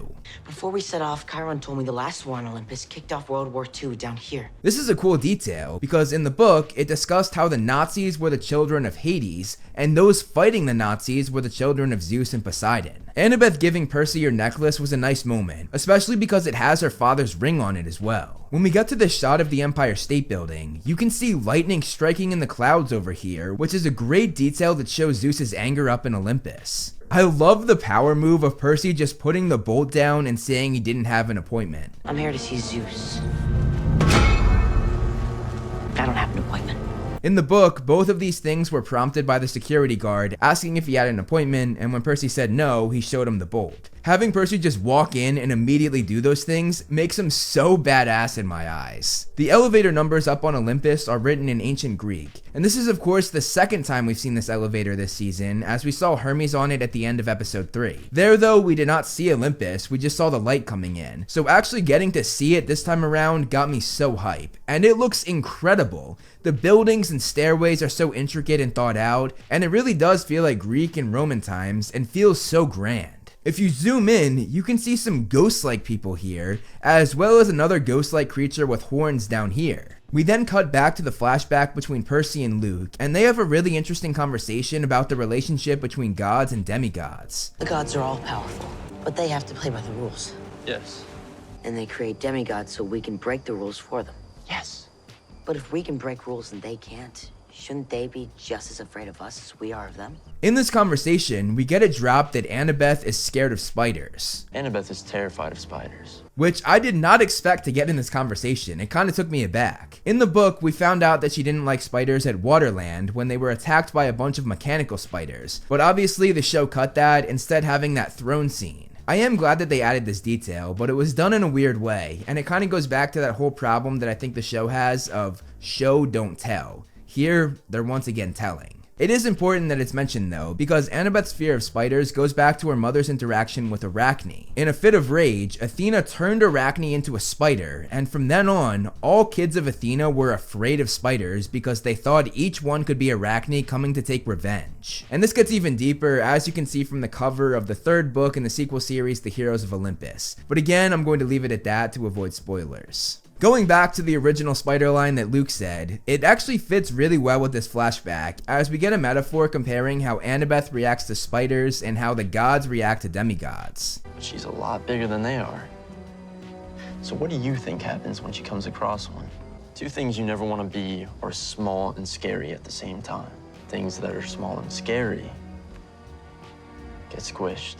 Seeing Percy walk through Olympus is an incredible shot. But my god, that is a long way to go. How long did it take him to get up there? When Percy does eventually make it, Lord knows how long that took. We make it to the Hall of the Gods. And sadly, I was disappointed that each throne was pretty much the same. In the book, each throne was designed to fit the god or goddess that sat in it. For example, Poseidon's was basically a chair that would be on a fishing boat, complete with a place to put a fishing pole, but instead of the pole there, he had his trident. I guess it does look more aesthetically pleasing the way the show did it though. One thing they got right was that they have all 12 thrones, one for each of the Olympian gods. We then get back to the change of how Percy failed his quest running out of time, which did not happen in the novel. In the book, Percy finished his quest, and personally, I'm not a fan of this change. I don't know why they changed it, I don't know why they felt the need to make Percy fail, but it's just not good. I thought they would at least have something that would explain it, but no, there's nothing. What's the point of it? Why have Percy fail? Zeus mentions that he knows where Kronos is. I know where Kronos is. I put him there. And what he's referring to is the pit of Tartarus that we saw in the underworld. Zeus saved his siblings by cutting his father up into bits and banished and threw those bits down to Tartarus. I love how you hear a lightning strike when Zeus gets angry and yells. Boy! Lance Reddick did an amazing job as Zeus, and it really was sad to hear about his passing. Recasting him will be a real challenge because he did a great job. When the scene first started, I was like, where the heck is Poseidon? Because he was there in the book, but I love the way the show went about this, as Poseidon comes in and saves Percy at the last second. This is such a great moment and the perfect way for Percy to meet his father. And honestly, I don't say this often, but I think it trumps how the book did it. The bolt also looks amazing when it's fully charged up. I love the blue glow it adds to the shot, almost like a lightsaber. Poseidon surrenders the war to spare Percy. I surrender. And we get a really interesting back and forth between the two brothers. Just spare my son. Your forbidden son, who should have never been born. The same as your Thalia. Thalia is of course the daughter of Zeus, and who Luke and Annabeth arrived at camp with. She sacrificed herself to save Luke, Annabeth, and Grover, and Zeus spared his daughter by turning her into a tree, and that tree now puts a defense around Camp Half-Blood. Zeus and Poseidon then speak in ancient Greek, and having them do that was such a great touch. Zeus mentions Athena. I'll have Athena set a meeting. And Athena is of course the goddess mother of Annabeth. The long silence between Percy and Poseidon as they just look at each other was a great touch, and I love the first line that Poseidon says to Percy. Obedience doesn't come naturally to you, does it? No. I must take some of the blame, I suppose. The sea does not like to be restrained. We also get even more of an extension of Sally Jackson's character arc as we find out that she taught Percy ancient Greek. Your mother taught you ancient Greek. Percy then asks Poseidon if he ever dreamed about his mother. Do you ever dream about Mom? And no, Poseidon does not answer. His response tells us all we need to know. This is especially true when he shows the fourth pearl that Grover had lost, which would have saved Sally. Poseidon sends Percy to Half-Blood Hill, and the first thing that Percy sees is the tree that is of course Thalia, who Poseidon just mentioned. Percy gets a great welcome back to camp and a great hug from Annabeth. They still of course think that Clarice is the lightning thief, and Luke does all he can to make sure he gets Percy alone. This scene in the woods is vastly different than the book, as Percy is actually the one to figure out that Luke is the lightning thief, which was not the case in the novel. Because you knew that Clarice didn't steal the bolt. You did.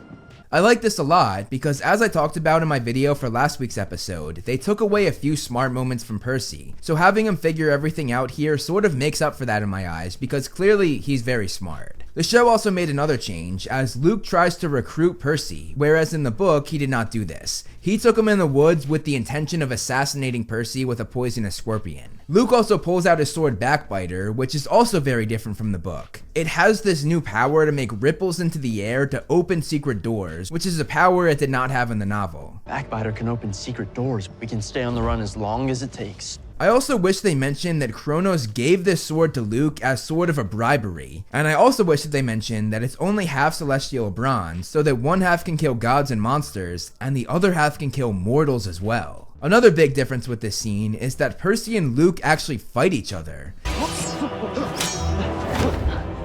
And then Annabeth comes in to save Percy, having heard everything. I heard everything. She also holds the very knife that Luke gave her, pointed straight at Luke himself, and this knife is super important. But again, I won't say anything because, again, spoilers. Luke of course escapes through that portal that Backbiter made, and I'm not really sure how I feel about this sword's new power. I'll get back to you. The next day, Percy has a bead added to his necklace because he finished his first summer. Each bead represents a summer you spent at Camp Half-Blood, and each one has a different picture on it that defined that year. Just like in the book, this summer's is a black bead, and on it is a turquoise trident, which you can sort of see here, though I wish they showed it more closely. We get another mention of Dionysus calling Percy the wrong name, Peter Johnson, which he also did in episode 2, and really, it never gets old. Percy? Yes? No, I mean, that's your name? Yes. Are you sure? Because I'm 90% sure it's Peter. Percy. As Percy says his name proudly, the shot is perfectly aligned with the trident behind him, which is so well done. We get another scene with Thalia's tree as Annabeth mourns the loss of her friend. We also find out that Annabeth is going home to see her dad. You going home to see your dad? And this is the first time she's leaving camp to go home since she got there. She too now has the black bead for that summer, along with 5 other ones, which shows you how long she's been away from home and her father, making this move to go home even more meaningful. She also calls Percy Seaweed Brain. It's a tree, seaweed brain. the classic nickname Annabeth gives Percy in the book. She said this for the first time back in episode 5, and let me tell you, it will not be the last time you hear this. Expect to hear it a lot. Grover also gets his searcher's license to find Pan, which has always been his dream, and I love that they made it a flower. Grover mentions that he's going to check the seas for Pan. No one's ever bothered to check the seas. Which of course leads us to the next novel in the series and what season 2 is going to be based on, The Sea of Monsters. We then go to a dream sequence where Percy actually faces Kronos up close, who all season we had seen only from afar. He looks absolutely terrifying. They did an amazing job with Kronos in his costume. Kronos mentions that Percy's survival is the key to his return. Your survival is the key to my return. This refers to the Great Prophecy, and I'm going to talk about it because I think it's important. But, spoilers, if you don't want to know what the prophecy is, skip to whatever time is on the screen. The Great Prophecy says that a forbidden child, meaning a child born from the big three, Zeus, Poseidon, or Hades, would make a decision to either save or destroy Olympus. And this is why Kronos is counting on Percy, because if he makes the choice that will destroy Olympus, it gives Kronos the freedom to take over. Percy is then woken up by Sally, who says he's about to start 7th grade. I love how Percy calls Kronos his grandpa. Do you have another nightmare? Grandpa. Don't call him that. And this is funny because it's actually true. Kronos had his son Poseidon, and Poseidon had his son Percy, making Kronos Percy's grandfather. We get a nice Sally and Percy moment, and her being back tells us that Hades held up his end of the deal, returning Sally back to the mortal world. Sally then makes Percy blue pancakes with blueberries and a blue drink, which is a great Easter egg. I mentioned this in my video for the first episode, but I'm gonna go over it again because I just love it. Explaining the blue food, one day Sally got into a fight with Gabe, who said that blue food didn't exist. So from then on, Sally got and made all the food she could think of that was blue just to spite Gabe. I love the final voiceover they gave to Percy. It was such a fitting ending. If you ever feel like you don't fit, like the world doesn't make sense, then you might be a part of our world. So don't give up, because we might need you for the fight ahead. I also love the remembrance to Lance Reddick, the actor for Zeus. Rest in peace. In the post-credits scene, we get a final moment with Gabe, which starts off absolutely hilariously. You call yourself a lawyer? This is outrageous. My wife is divorcing me, and on top of that, I gotta pay you too? How is that fair? We then see him get turned to stone just like in the book, courtesy of Medusa's head. In the next novel, The Sea of Monsters, it actually says that Sally made money selling his statue as art, which is also really funny, and I hope that they mention that in season 2. Now my thoughts on the episode and my rating out of 10. I was worried that this episode would be rushed, but it actually wasn't at all in my opinion. I really loved this episode, and I thought it was a great wrap up to season 1. The fight against Ares was everything I had hoped it would be, and I love how it aligned with the flashbacks with Luke. Olympus is absolutely incredible. I'm so happy with the design that they went with. It's everything I imagined. Poseidon saving Percy was a great change from book to show, and their conversation was perfectly handled. Obviously, the Luke and Percy confrontation is very different, but I think it fits the format of being on screen much better. When I honestly think about it, it might have been sort of boring if a scorpion just came out and bit Percy, especially compared to the awesome action that we got instead.